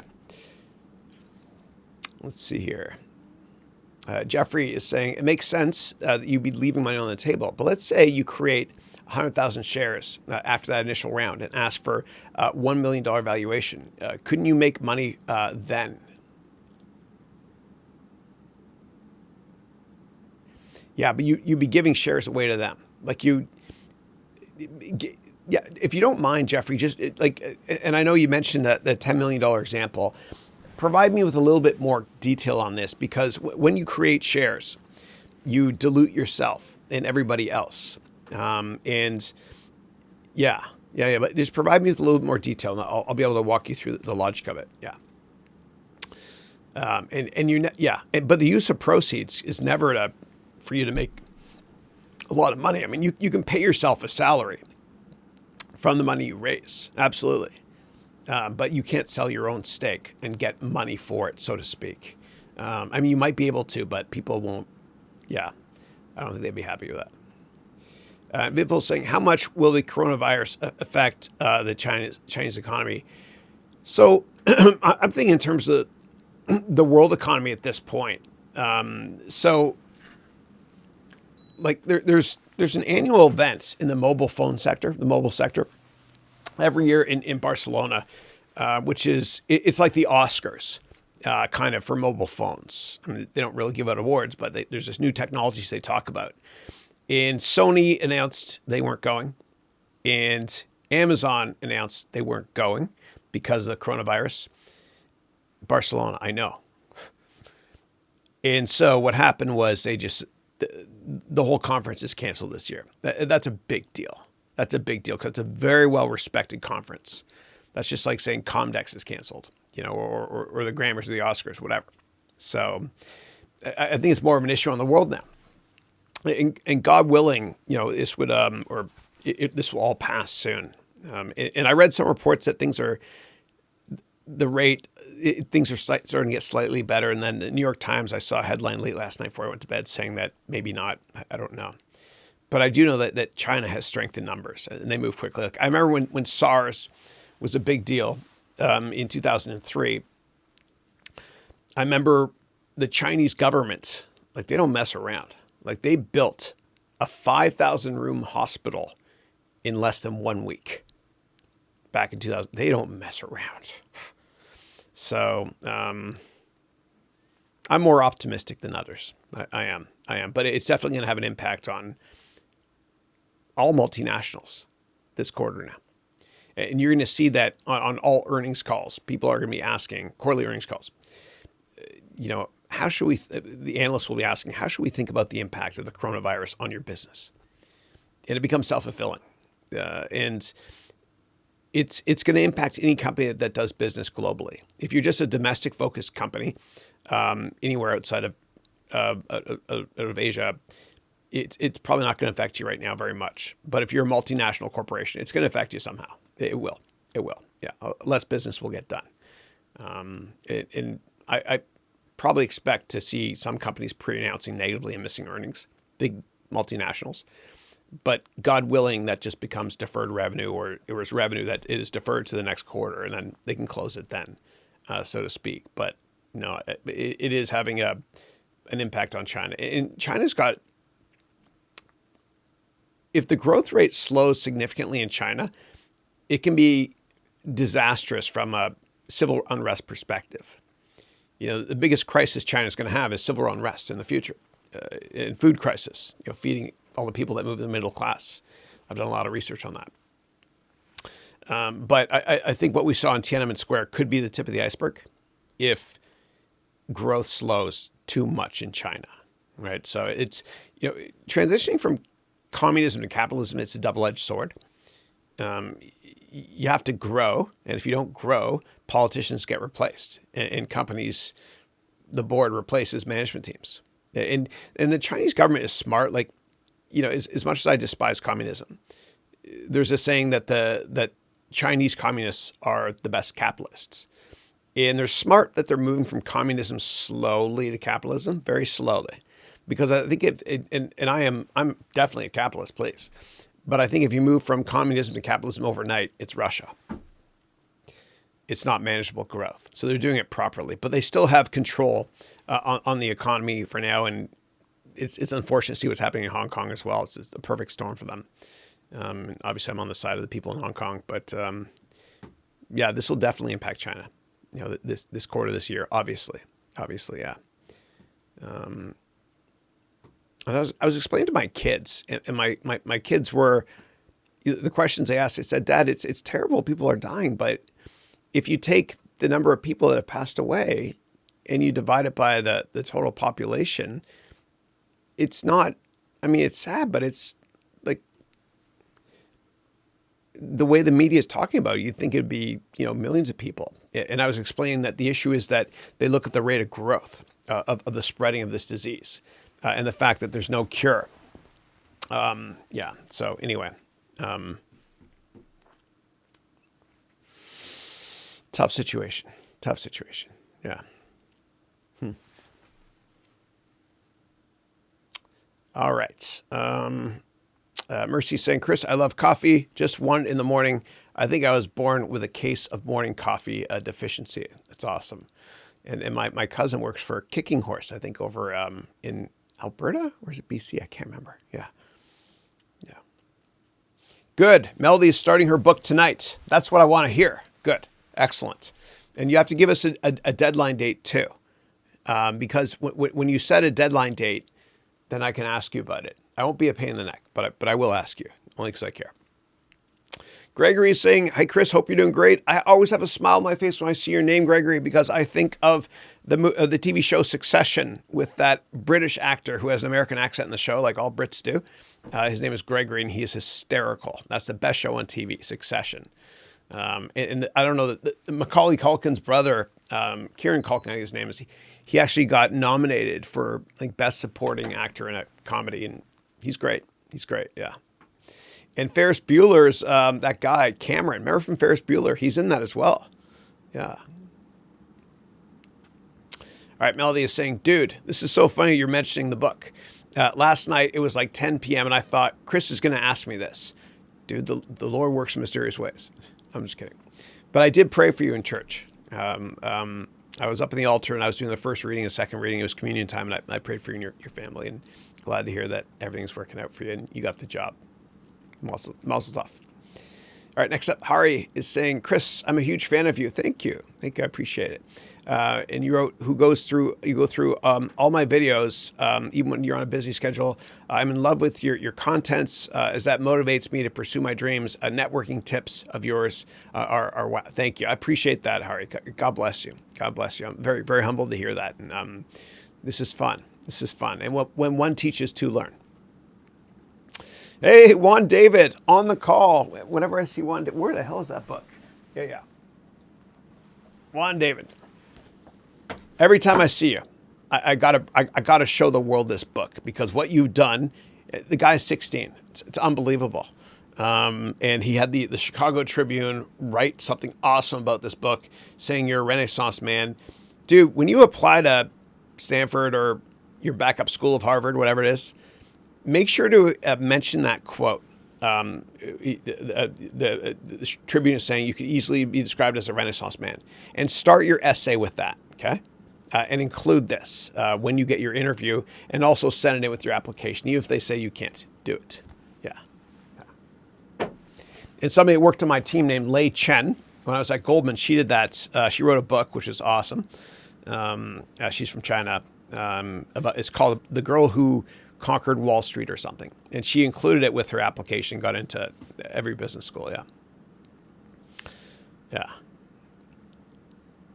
All right. And you wrote, you really like the new thumbnails. Thanks, man. I appreciate that. Yeah. And we're trying something different with the vlogs now. Got kind of stale, to be honest. And I've got a call to action, CTA, at the very end of it too. And Melody's saying, I'm going to begin my book. I actually started writing it a few weeks ago to list some of the challenges I was going through. Yeah.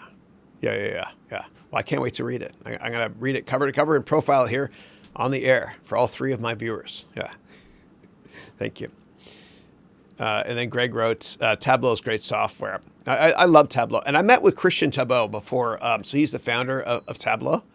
And Morgan Stanley set up the meeting pre-IPO. Their bankers had me meet with Christian. And the guy's amazing. He's an incredible visionary. And I'm kind of bummed that he sold his company to Salesforce. I mean, Salesforce gave an offer he couldn't refuse. But I really did think that Tableau is going to end up being one of the biggest software companies on the planet.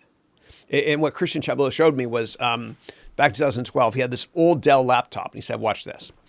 He downloaded Tableau software from his website and 90 million lines of American Airlines flight data. And within a couple of seconds, boom, boom, boom, he was showing me charts of just, I guess, load statistics, et cetera, for the airline market. It's kind of for American Airline AA. It's kind of neat. And Avi Pro is writing Python. Yeah, I think that Python is great if you love to be a coder. But I get the impression that Valens he doesn't like coding, but he likes kind of data analysis stuff. And so I think Tableau might be good because it's visual based, right? It's fun. It's like drag and drop like objects. It's like using Excel, like pivot tables on steroids. Yeah. But Avi Pro is a Renaissance man. This guy knows everything about everything. Not only is he a pilot, he understands business code. He understands technology as well. Yeah. Amazing. And you have a son too, I think you mentioned once. Yeah. And he lives in Sweden, right? Sweden. You're a pilot. Yeah. All right. And Valens is saying, you'll take a look. And you wrote, thank you for your advice. Is always my pleasure. My pleasure. And take it from Gregory too. Tableau is definitely worth looking at. All right, next up, thanks for looking at my LinkedIn profile and sharing your insights today on the call. The latest in-mail I sent was to Charles LeBlanc. I don't know why I'm thinking of Casino Royale now, the new version. Was it LeBlanc? LeBlanc, was that the guy's name? The bad dude? That Casino Royale with, oh my God, it was so good. Probably the best Bond movie after The Spy Who Loved Me with Barbara Buck. I love that one. Okay, you wrote, hope all is well. I also speak French, and I also have experience in the investment management industry. Please let me know if you have time for a coffee in the next few weeks. Thanks a lot. You mentioned you speak Arabic. Do you mind letting me know, if you don't have to, but what country your roots are? Just curious, because I've got some ideas for you. Yeah.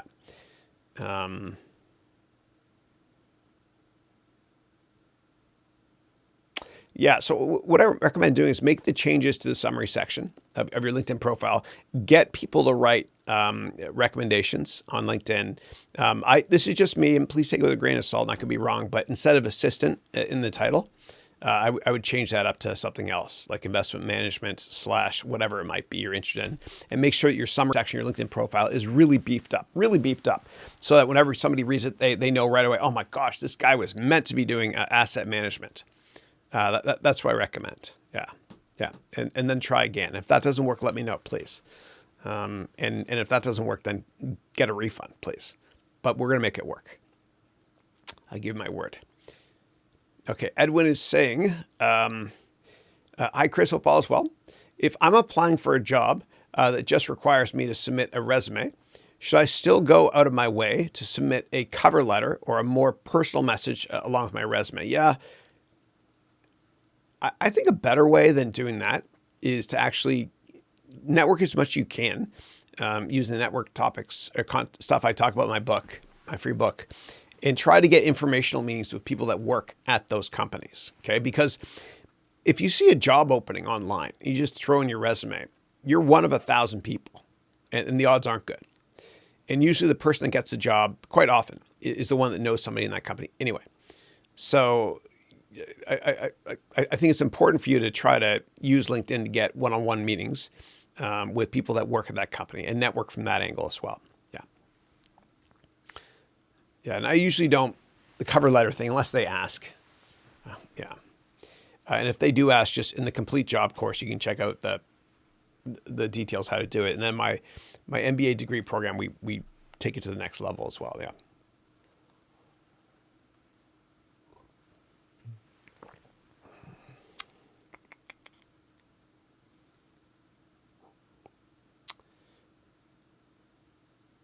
Yeah, and then Valen's saying, "What if you don't even get an interview?" And so, as I mentioned, Valen, I think you're one of my MBA degree students, right?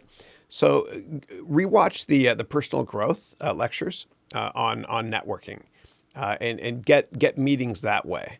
Don't just apply for a job. Just do informational meetings with people in that company when that company is hiring.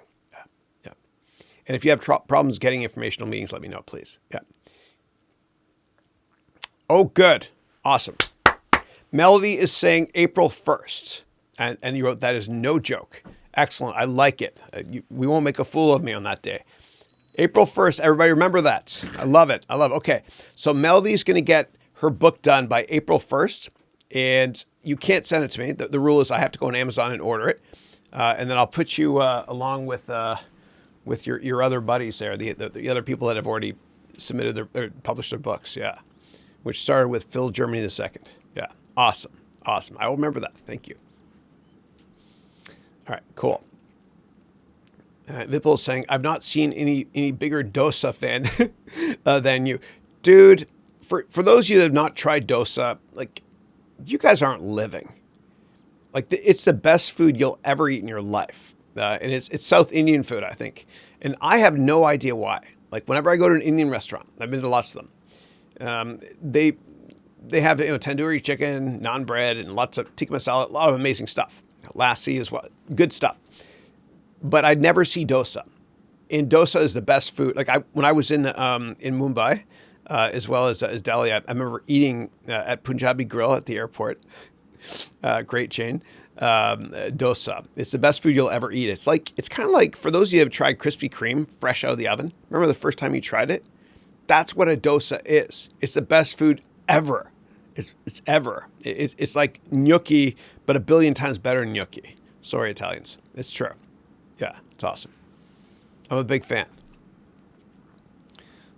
All right, and Gregory said, Chris, I read the history of the Traders 8 on Wiki. It's incredible. Isn't it amazing? It's awesome. It's awesome. And Gregory's referring to, a couple of weeks ago, I had a sign in the back there, which was the Traders 8, which are 8 people that worked at a company for a guy they couldn't stand named William Shockley, and they left. It was like a cabal, the 8 of them, and they started a semiconductor company that changed the world. Yeah, it's awesome. They got to make a movie out of that, man. It'd be awesome, or at least a Netflix documentary. Oh my God, dude! Think of it this way: actually, a real series in Netflix. You could make, kind of like they did The People versus O.J. Simpson or The Crown. You could easily make that about the Traders 8, and you can tie in interesting stuff in the 60s, like the space race, and when Kennedy, started NASA. You can talk about the hippie movement as well. That'd be fun. Why not? You could then talk about how these 8 people left because they were working for some schmuck, and they started this company. And it would be interesting because, Craig Barrett, one of the founders of Intel, was part of that. And also you had, not Greg Barrett, Gordon Moore, the guy from Moore's Law. You also had Eugene Kleiner from Kleiner Perkins, the who's who. It would be exciting. They got to do it. They got to do that. Reed Hastings, if you're watching, put that show on. And no more sacrilegious stuff, Reed Hastings. Okay. Jeffrey Ivory is saying, I'm currently doing your MBA course on Udemy, and I love it. Thank you. I now need business strategy advice for my e-gaming startup that has national and global corporate connections wanting proposals. Awesome. So Jeffrey, what I would say next up is take my complete business plan course. That will help you a lot. And as you take that course, if you have questions, and even if you have questions not taking that course, let me know here, and I'd be more than happy to offer my humble thoughts. Thanks. And I think e-gaming is going to be big. And the older generation doesn't get it. Like, when you ask kids, like, what do you guys watch? They never say TV. They say YouTube. And then you tell them, well, what do you watch other than YouTube? And they'll say Twitch or TikTok. And I'm hooked on TikTok now. It is so hysterical. You guys got it. I'm sure you guys are all younger. A lot of people are younger than me. Some are not. But I don't care how old you are. You got to download TikTok. It's a hoot. It's fun. But I think e-gaming is a big deal because of Twitch, which Amazon bought for only $400 million, which is next to nothing. It's a great acquisition. And I think it's only a matter of time until we have these athletes, these e-athletes or whatever, gamers, that stream Twitch that are going to make way more money than Michael Jordan or any other athletes, because it's completely scalable playing online. It's a big deal, man. It's a huge deal. And my kids, two of them at least, have started streaming as well. Little things like Clash of Clans and Fortnite and stuff. And their inspiration is that guy Ninja, who just signed a massive contract with Microsoft. Yeah. And Ninja actually started teaching how to use Twitch on Udemy. Yeah.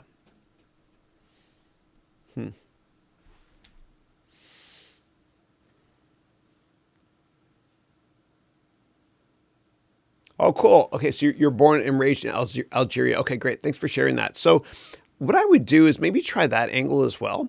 Like maybe do a search, if you, completely up to you, obviously, on LinkedIn for people that were also, maybe they're born and raised in Algeria, and network that way. I promise you it works. It works exceptionally well.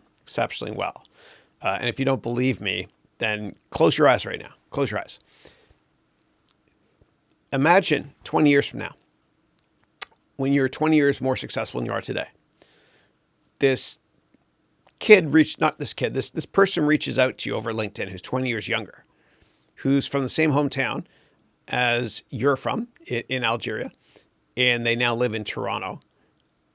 And they also went to U of T, and they ask you if you have time for a coffee. Would you open your eyes now? Would you say no to that meeting? Of course not. That's the connection I want you to look for on LinkedIn. All right. Next up, Hisham. Hey, Hisham is saying, hi, Chris, following it. And I actually got one of my employees' name Hisham as well. Yeah. Hi, Chris, following along at work. Quick question. Do you have to be in a certain geography to get a job there? It depends. It depends. Like there's a lot of freelancing work you can do remotely. It's tougher to get a job and not physically be there, but you can do remote work. Like my employees, Matt, who does my videos and stuff, he was in Japan for the past 2 weeks. You wouldn't know it. One of the guys helping out with my vlogs is based in Toronto. He's awesome. And Wrigley, who's my COO, he spends time in Brazil sometimes. I mean, it doesn't matter for me. You got to have that personal connection first to meet, but there's no reason you can't work remotely. We've certainly witnessed the death of distance. Yeah. All right.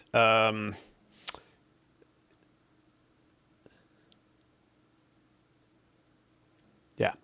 And then Solly's saying, Chris, do you see this link? All right, so let me go. And Solly's one of our awesome students. He's Persian, but lives. You live Lithuania, right? Yeah. And he's guy's amazing. He's really, really positive. He's well spoken. He's a good dude too. So YouTube.com. I wonder if WT will work. Oh, I wonder who owns YT. So I'll do YouTube, of course. Yeah, YouTube. Here we go. There we go. That's what I'm talking about. That I want to make sure we're sharing. This is big. Oh, wait a second. You guys had no idea what I was looking at there. That's what I'm talking about. This is Solly. All right, Solly's in the house. Everybody's got to subscribe right now to Solly. And Solly, because I have administrator access, I'm going to paste this. And everybody in this call, you all have to subscribe to Solly. Your life will be much better if you do so. There's the link. Okay, let's check it out here. All right, so we got Solly. Let's see here. Attaboy. Oh, dude, look at this, man. Dude, you're just getting started. Oh, I like it 2 hours ago. What a prolific... Dude, you got a lot of stuff. Okay, here we go. We got to do this. So I got to hit... I'm trying to think how I can listen to the sound here.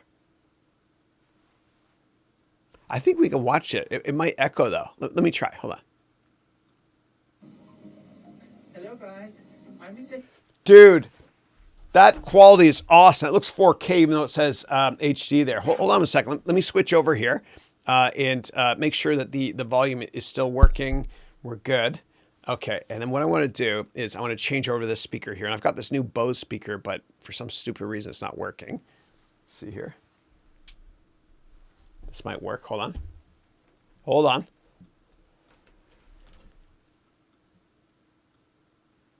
One second.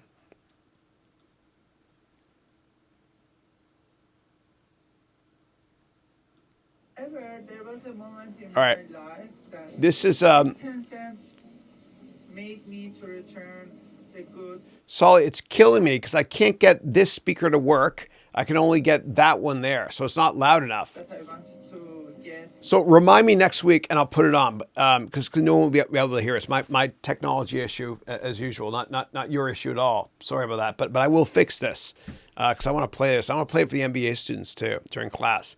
But it looks like it looks like Whole Foods or something, or Whole Paycheck as we call it here in America. But the quality looks great, dude. Please like and subscribe. Hell yeah. Hell yeah. But I will check it out once I get the volume to work later today. I had technology issues this morning getting started. But thanks, dude, and congratulations, man. That's wonderful. Wonderful. Everybody subscribe to Solly and like. All right. All right, next up, we've got Edwin. Hey, Edwin, how are you? My son's favorite baseball player is Edwin Encarnacion. And he had a big fat head poster of him on his wall when he played for the Blue Jays. All right, cool.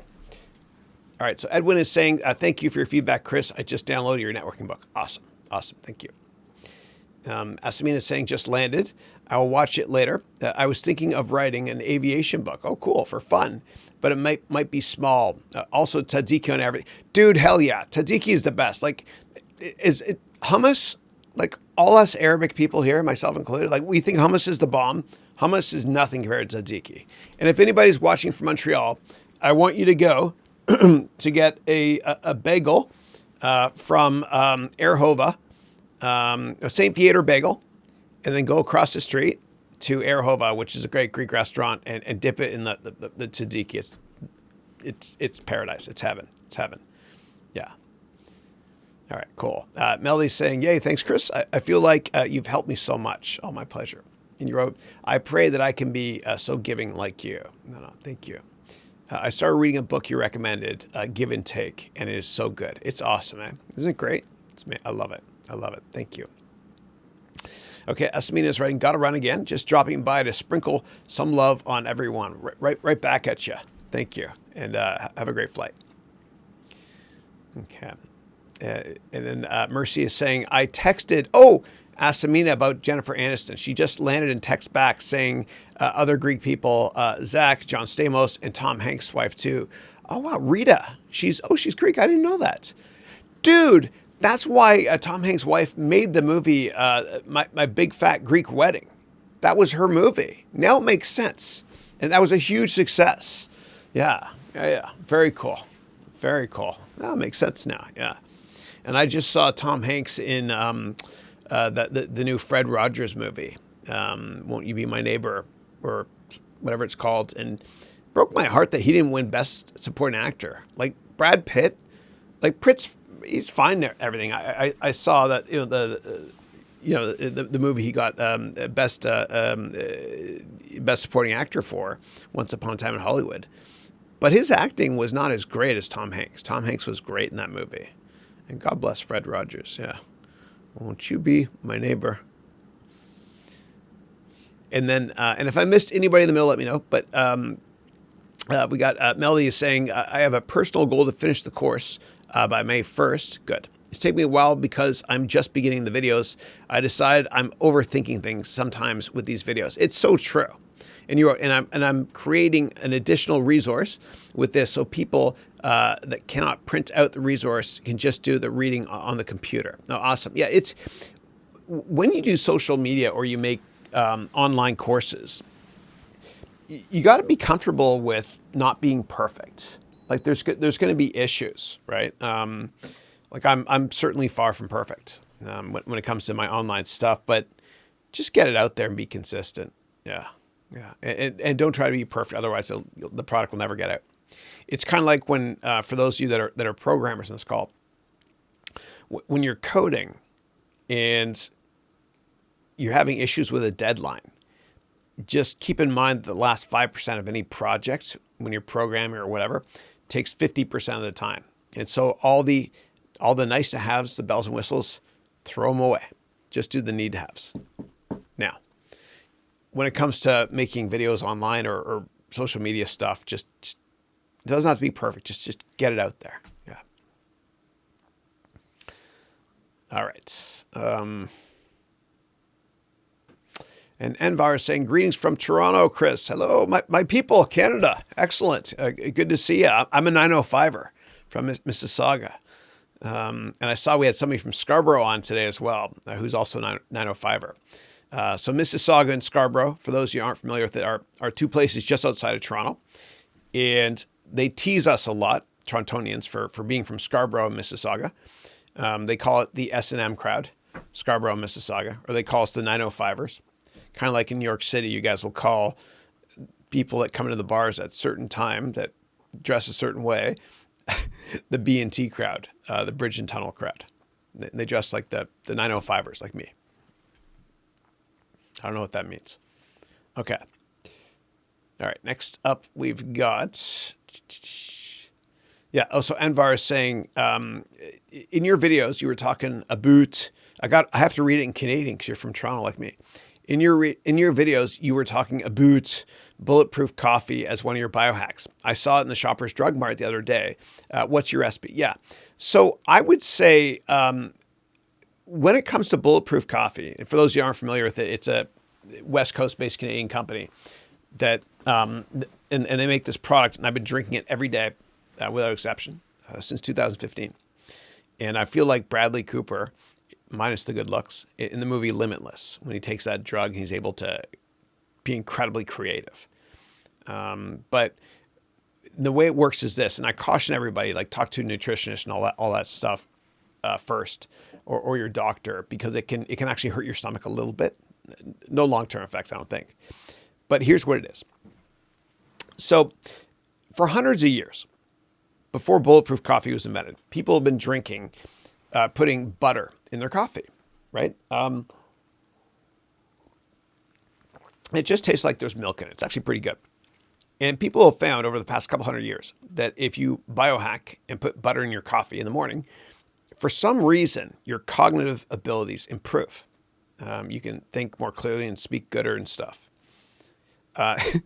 And so what bulletproof coffee is I buy the beans from them, right? You can get them ground up as well and just use it in your coffee machine, whatever. And you can even get the Keurig ones, but they're expensive. And I hate Keurig coffee. And what you do is the coffee, they make it like other people make coffee, except they make it in such a way that there's no preservatives in it. It's fresh. And it's fresh to the extent that there's no preservatives. And the problem with preservatives in a lot of coffees is, yes, you do get that upper, whatever it is when you drink it, that jolt, which is fun, but then you crash hard because of all the other chemicals in it. So bulletproof coffee, it's coffee that's made in such a way that there's no mold on it, on the coffee, no preservatives. And what you do is you just make coffee like you usually do, and then you put in a tablespoon of organic grass-fed butter. I know it sounds out there. And I've got low battery reading there for some reason, even though you just saw me charge it. Don't ever buy an Ember mug. They suck. And then after you put in the butter, what you do is there's certain oil you can get from Bulletproof. It's called MCT oil. It's like coconut oil. This is the part you got to be careful of. You're supposed to put like a tablespoon in or whatever it is. If you do this, put in like 1/1,000,000th of a drop the first day of the oil, then slowly every day add a little bit more until you get to a teaspoon or a tablespoon eventually. If you do it too quickly, you'll get stomach aches, which is what happened to me. So, but anyway, works out for me. That's my recipe. And for those of you not familiar with Shoppers Drug Mart, it's a Canadian a drugstore. Yeah, I miss Canada. Dude, Shoppers Drug Mart's great. They've got it, but the prices are so stupid high. Like, why do Canadians deal with that crap? Like, I'm so proud of being Canadian, but I remember when the dollar was at par, the Canadian dollar was at par with the US dollar, and I would go to Chapters, which is the Barnes & Noble or bookstore in Canada, and I look on the inside of any book, and it would say the US price and the Canadian price, and the Canadian price was still way higher. Why are things more expensive in Canada? I just don't get it. Like, maybe it's a lack of competition, and I have a soft spot for Canada. Obviously, I'm from there, very proud of my heritage. But it kills me when I go into Shoppers Drug Mart and things are like ridiculously expensive. And prices have gotten a bit better in Canada since Walmart entered the market. But for some reason, I just don't get it. Why prices are still high. It's not fair. And you got higher taxes and the GST, which I used to call the Gestapo tax. I'm a believer in low taxes, very low taxes. Yeah. All right. Next up, Ro is saying, hey, Chris, I got so many positive vibes from your videos. Thank you. Appreciate that. I'm a business intelligence / data science associate, and I use Python, Tableau, R, Excel, etc. I love the field of trading and investing. I took your complete financial analyst course. Thank you. And I got so motivated that I enrolled myself into the CFA Level 1 for June 2020. Wish me luck. Thanks for all the motivation. I wish to take all your Udemy courses one day. Thank you. And then you wrote, thank you. I should meet you someday in the future. God bless you. I appreciate it. I'd love to meet. Yeah. Thank you for that. No, I appreciate it. And good for you for doing the CFA as well. I think it's a great designation. I think it's better to have that than an MBA if you want to work on Wall Street. Definitely. It's great. It's great. Yeah. And I remember I wrote Level 1 years ago. I think I wrote it in early 02. Yeah, it was early 02. And I was at Goldman Sachs. And we wrote it out in this massive warehouse in New Jersey, like half hour outside the city, Manhattan. And it was, I'm just getting shivers just thinking about this, but we all had to stand up before the exam. And they said, please, let's have a moment of silence. And we're going to read out the names of all the people that are CFA charter holders that died on 9/11. And that list went on forever. It was so sad. It was so sad. Yeah, anyway, unbelievable. Yeah, but good for you for doing that, though. I think it's great. I think it's great. Level 1 is oh, dude, here's what you got to do. This will help you a lot. Don't buy the textbooks they tell you to buy, okay? Waste of money. Waste of money. They're boring. They're like that much, and they're so expensive. What I did was I got books from a company called Schweizer, and I'm going to show you right now on eBay. And Schweizer is a company that's owned by the Washington Post, which is owned by Kaplan, which is owned by the Washington Post, which is owned by Jeff Bezos. Hey, Solly, how are you, brother? Okay, so let's go to eBay, and then we'll do Schweizer. I always spell it wrong, but it's okay because Google completes me. Here we go. CFA Level 1 books on sale. Let's go here. Here they are. Yeah. Great. So here you go. These are what the books look like from Schweizer. You're probably familiar with this. But what you can do is instead of spending like $500 or $1,000, just get the books here, man. This is it. And what Schweizer does is that stack of books is probably this big. They tell you everything you need to know. And it's dirt cheap to buy these, right? And people love selling books online because they get discounted rates it's called media mail. When you mail something, at least in America, whatever, and you're up in Toronto, but you should be able to buy this as well. Yeah, so get the Level 1 ones, right? Ooh, is it here? This here, oh my God, these are the new ones. Dude. I think is that Schweizer? Not CFA Institute. Yeah, get the Schweizer ones. Yeah. So anyway, hopefully that's helpful, and best of luck, and thanks a lot for the nice comments. I appreciate it. All right. And go grab a real coffee for me from Tim Hortons in Toronto. And Americans don't realize that Tim Hortons, it's like the most patriotic thing. I love it. Tim Hortons coffee in Canada has like 75% market share. And Tim Hortons was a hockey player. He played for the Maple Leafs, Toronto Maple Leafs. He died many years ago. But Tim Hortons coffee has 75% market share. Compare and contrast that with Starbucks in America, which has like 40% market share. Like Tim Hortons is a giant in Canada. It's massive. And the coffee is good. It tastes like burnt coffee kind of. I don't think it's the best coffee. I like it a lot though. But they have great donuts, Timbits, so good. And the best bagels too on the planet. The bagel sandwiches. Get one of those for me, please. All right. And all right, next up, Edwin is saying, what would your advice be for a career change? I recently got out of the military and I don't have all the skills and experience that careers I'm interested in that I want. How do I get started with no skills? Yeah. So what I recommend doing is go to Udemy. And I don't get comp for ever mentioning that. And Udemy is an algorithm, by the way. So it doesn't matter. Like if my courses suck, I'm not going to get paid, right? But go to Udemy and buy courses on programming. And I'm going to show you which ones to start with, okay? I want you to start, and don't get intimidated by coding, please. But here's what I want you to do. I want you to go to Udemy, and I want you to take courses by Angela Yu. Okay, just do a search for Angela. She's great. She's awesome. And I met her in Berlin recently. Just Angela Yu. She'll come up first. And what I want you to do is the first course I want you to take is I want you to take this one. Okay, and I'm going to paste this in there for you. It's called the Complete 2020 Web Development Bootcamp. And she's awesome. She's very well spoken. She used to be a doctor in England. Now she just does what she wants to do, which is teaching this stuff. She's good at it too. So this course is 53 hours long. Wow, it's long, man. It's great though. And anybody can learn coding, right? And this will be fun for you too. Okay, you don't have to have any coding background, right? She makes it easy. So what I'm going to do is I'm going to paste this here for you. And that should have hit. There we go. Nice. And take that course. I promise you won't regret it. I promise you. And you get a 30-day money-back guarantee anyway. All right, cool. So that's why I suggest Edwin. Yeah, awesome. So start with that. Start with that, and you can retool that way if you want to. If you enjoy that sort of thing. If you hate it, like coding and stuff, and take the course first. Let me know, and I promise you, together we will find some other career track for you. But you can't go wrong learning coding, and anybody can do it. And this assumes you have no background at all. It's easy to do, and it's fun. It's fun. Yeah. All right.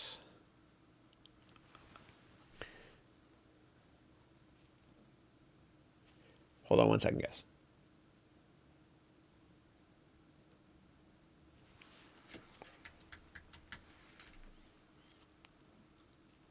All right. Next up, Jeffrey is saying, do you personally invest in startups currently or work with business development / advising with interesting businesses in any capacity? Yeah. So I do invest still, not that much. I do a little bit of VC, not much at all though. I never invest in my students. It's just a policy I've set. The best investment I can give my students humbly is for me to give advice, if I possibly can on this call or during my MBA degree program. And for those of you in my MBA degree program during semesters 3 and 4 this year, you're all going to create your own business model and you'll be part of my venture capital boot camp. I've done a lot of that in the professional field, whatever. So it'll be fun. It'll be fun. Yeah. Yeah. All right. And next up is, thank you, Jeffrey. Appreciate it. Ro is saying, I'm based in the United Arab Emirates at the moment. Do you have good hedge funds in Canada? I mean, I remember I dealt with a bunch years ago. There was one called Banfield, which renamed itself Salida, which is Spanish for exit, which is kind of a cool name. So check out Salida. They might be there. But I'd stay away from the hedge fund market entirely.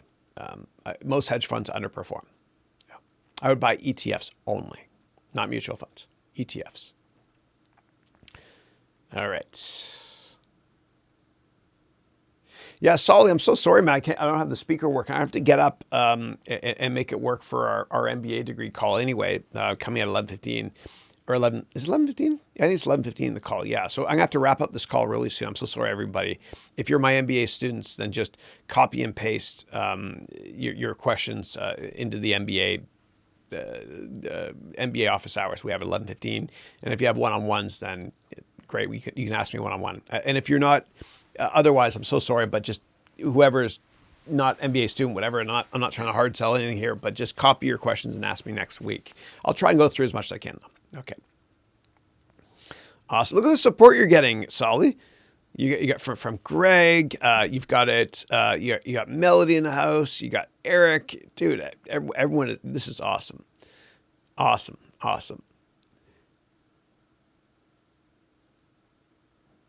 Okay. Oh, you said you can hear Solly's video. Okay, screw it. Solly, we're doing this, man. We're going there. We're going there. All right, cool. I didn't think the audio worked that far away. The speaker's far away. I'm going to crank up audio as much as possible. Okay, hold on. Sound preferences. Yeah, we're good to go. Good. All right. And then what I'll do is we're going to play a Solly's video here. Where do we go here? Hold on a second, guys. This is the issue I was having this morning. We're here. Solly, am I missing something? I'm positive you were here. Hold on a second. Dude, I definitely had it open. Hold on one second.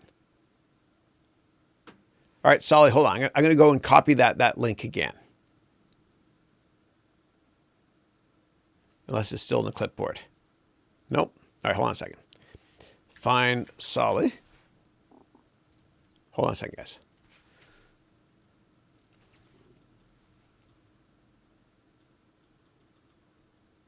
Here we go. Okay. Yeah, we're going to watch it here because Eric said it's loud enough to hear.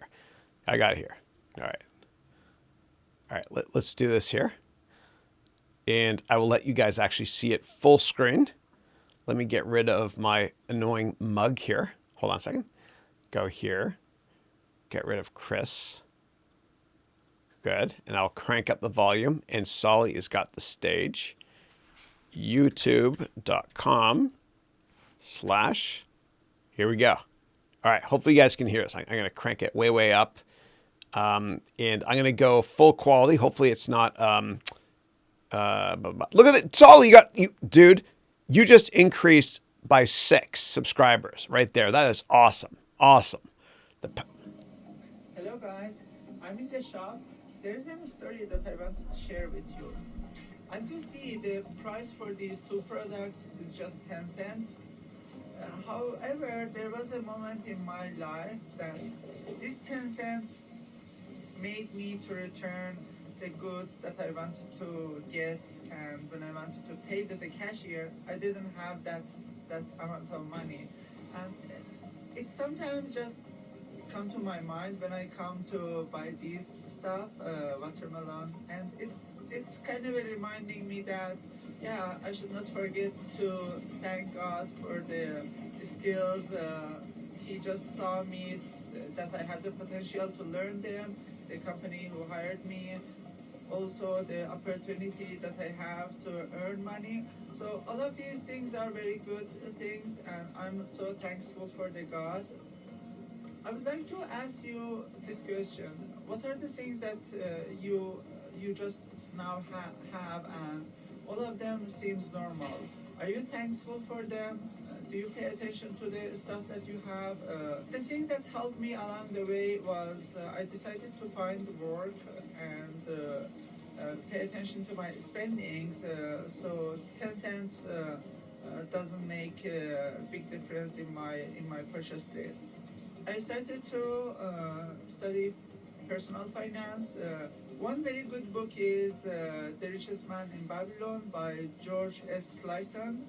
I highly recommend you to read that to understand how money works, how can you accumulate money, how to save money, how to invest money. And believe me, it will change your life. I hope you enjoyed this video. Please like and subscribe. This is Saleh. Bye for now. Woo! I don't know why this is coming up next, that guy there. Let me just quick while we're ahead here. Dude, that is freaking awesome, man. Damn. Solid. I'm proud of you, buddy. That was awesome. I absolutely loved it. I loved it. And actually, I'm going to go right now and I'm going to write down what I'm grateful for right now on your here. Okay, so I'll go here. Hold on. Go here. Hello, guys. I'm in the... Hold on a second. Where's the comments? Great video. Thank you so much for sharing it. I am grateful to God for my family and my amazing students that inspire me so much. Thanks again, and God bless. Awesome. Very cool. I wait till it's posted. Come on. There we go. Oh, dude, it said comment failed to post. I don't know why. I'm going to copy and comment again. There we go. There we go. Okay, good. It posted. So awesome, dude. Awesome. This is great. That's the type of video that goes viral. I absolutely love it, dude. Absolutely love it. You did great and awesome. And hopefully everybody can hear that too. I love it, Solly. You know what I'm thinking, Solly, is that I don't, like, you're an awesome like JavaScript programmer and you develop this great business and stuff, but I think your real passion or another passion might be a motivational speaker and personal development as well. And I'm not joking. I'm not joking. Like, I know that you've gone, you've had, it's my alarm, sorry, for the next call coming up. I know that from doing these webcasts with you, and we got on Zoom together a bunch of times, on your back wall, and you showed all of us. You have a lot of, these amazing public speakers that are personal development gurus and motivators, and I actually see you as being one of them as well. And I think you've got enough wisdom and experience and insight and faith to be able to go out on your own and do that. I'm just going to plant the seed. Please don't take this the wrong way, but while you're running your JavaScript consulting company on the side, why not have a side hustle for being a motivational speaker or a personal development guru? Why not write a book and consider that? Because instead of relying on the wisdom of others, I'd love to rely on the wisdom of you. That video touched my heart. Thank you. And when I get out of bed every morning, the first thing I do is I thank God for 10 things in this order always. I always thank God for Christine, my wife, my kids, Andrew, Matthew, Dylan, my mom, my dad, my brother, Jamie, my sisters, Katie, Elizabeth, and then my students. Always. I don't get out of bed until I do that. I practice gratitude, and I love it. And I'm grateful you made that video too. I absolutely love it, dude. And I'm sure everybody else loved it too. Yeah.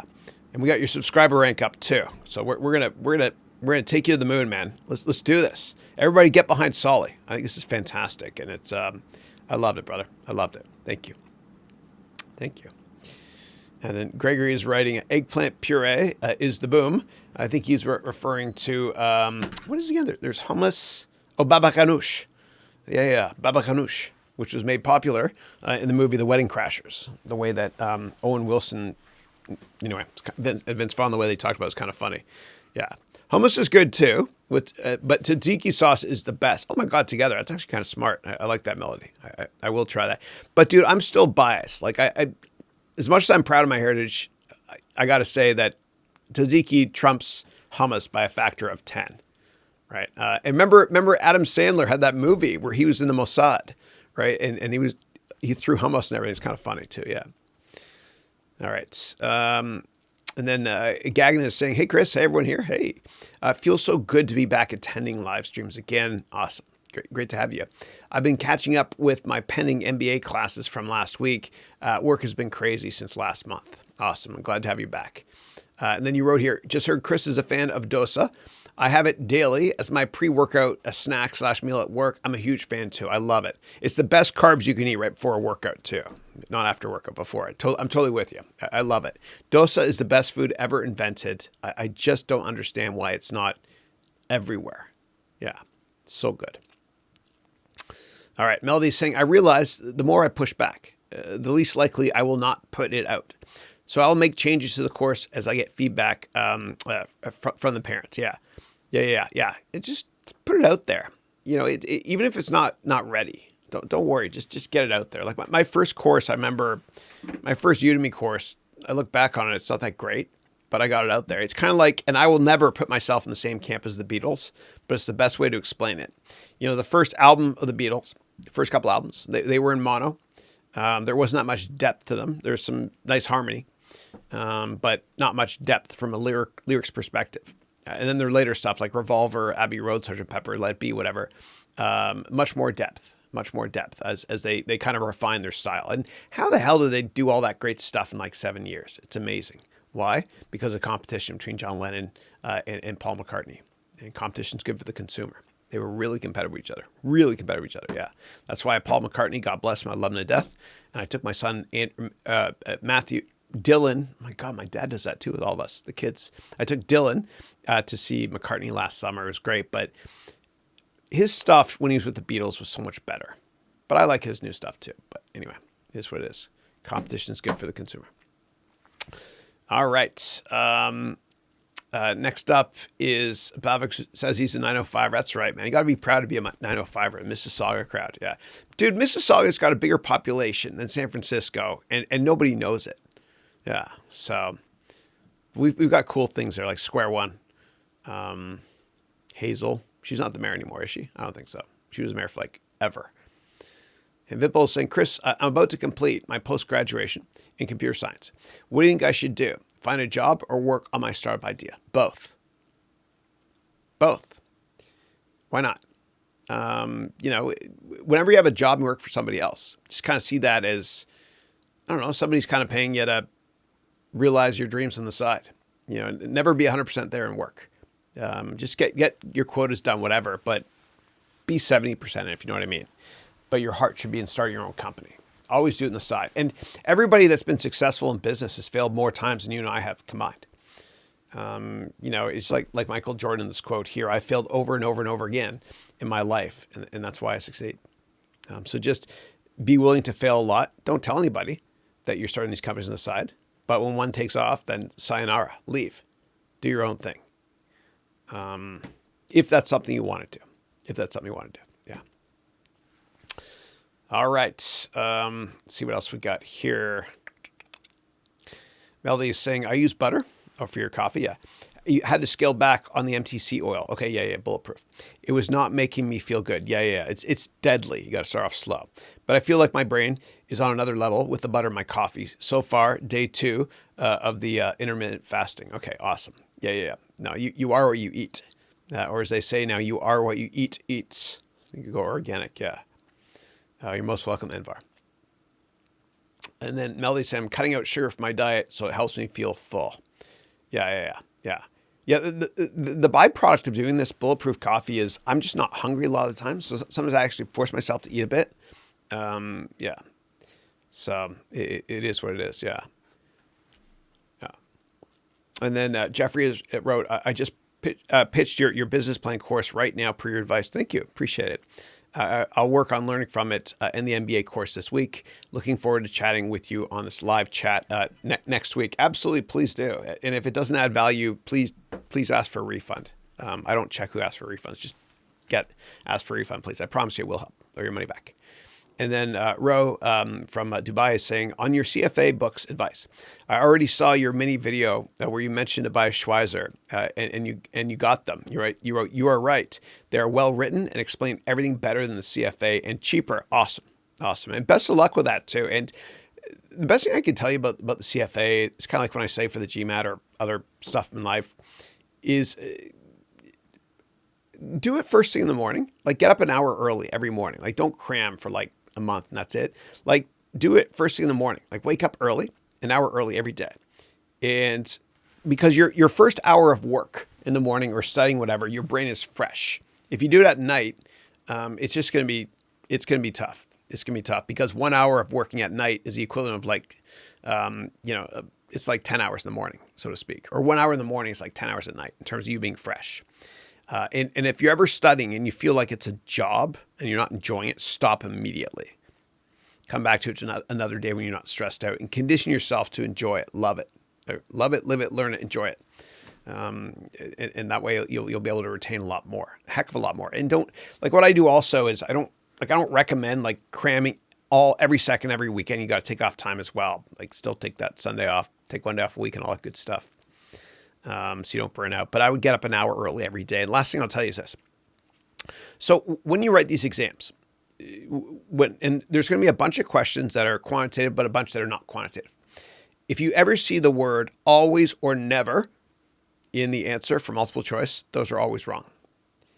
Because you got to think like a lawyer, right? So if you're a lawyer, you can contest or challenge people in court, whatever. For example, this microphone, if I said this is always black, you might say, well, I don't know, Chris, if I look closely at it, it's a different shade of gray. Okay. So the word always is always wrong. Or if I say this microphone is never black, you say, well, if you kind of move it around, you get the light reflection different ways. It can be black. So always and never, they're wrong. And best of luck. And enjoy it. Please enjoy it. And if you don't enjoy it, then don't do a career in finance. But I hope you enjoy it because I think finance is fun. All right.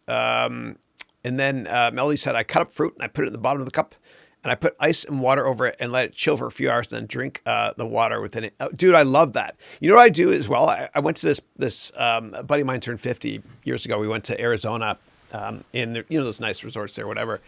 And they had strawberry in water. It was nice kind of touch to it, a little bit of lemon. But they also had, get this, they had jalapeno in water as well, in one of those water cooler things. It's got a kick to it, but it's awesome. It's not like crazy hot. But try that out too if you want. And sometimes I'll put jalapeno in my weekly shakes as well, just to give it a kick, and it's healthy for you as well. Habanero is not jalapeno though. Don't ever touch habanero. They will destroy you. I mean, they're not unhealthy. It's just too hot for me. I'm a wimp, I guess. Yeah.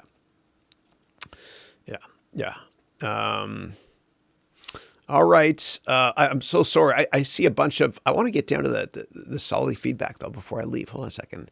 Where am I here? All right, and Mercy saying, Chris, as you were talking about Tim Hortons, I was confirming a meeting there with my primary CGI related contact. Awesome. Yeah, awesome. It was 2 or 3 weeks ago when you met with, you networked and met with that dude from CGI, right? Good for you. Awesome. And for those who are not familiar with CGI, it's the McKinsey of Canada in tech consulting, right? That's awesome. Good for you. That's awesome. Awesome. Oh, I love it. And Edwin, I'm always going to smile when I see your name because I think of my son who loves Edwin Encarnacion, great baseball player. We call him Edwing. And when he runs around the base and he gets a home run, he goes like this because people said Edwing. So he's got like a parrot here whenever he runs around the bases. It's pretty cool. I'm sure you know that. Just do a search and watch his YouTube videos. He's awesome. He's a good guy too. And Amin is saying, hey, Chris, what are the other options that invest in the stock market and ETFs to maximize profit and minimize risk around you listed a certain euro amount? Yeah, I would just look at ETFs, keep it simple. Unless you thoroughly understand accounting and finance, in which case then, do a one-page write-up and build your own financial model. Otherwise, I suggest just sticking with ETFs. That's my humble thoughts. Yeah. And Melody wrote, I want to visit Canada one day. Yeah. And 95% of Canadians live within 100 miles of the U.S. border because it's cold. And that's where all the commercial opportunities are. I'm so sorry, everybody. I got to read the Sully stuff. Hold on. Eric is saying, awesome. Awesome. Okay, great comments from Ali. Ali, hope the new baby's going well. Baby Ahmed, congratulations again. Vipul saying, congrats, Sully. Bavik is saying, awesome, Sully. Loved it. Eric is saying great things too.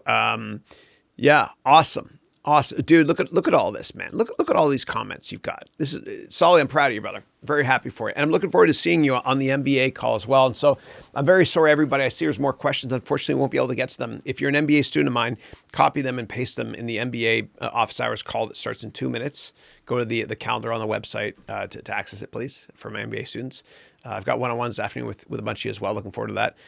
And for those of you that are not in the MBA program, it's cool. Just copy your questions if there are a lot more there. Unfortunately, I won't be able to go through them and paste them again next week. And thanks everybody for your time. And thank you for your patience this morning with that little crisis I had. But now I know how to get online without using Wirecast help. So anyway, if you subscribe to my vlog, I'll see you mañana. If not, God bless you. Have a wonderful weekend. And I'll see you next Thursday at the same time as always. Thank you.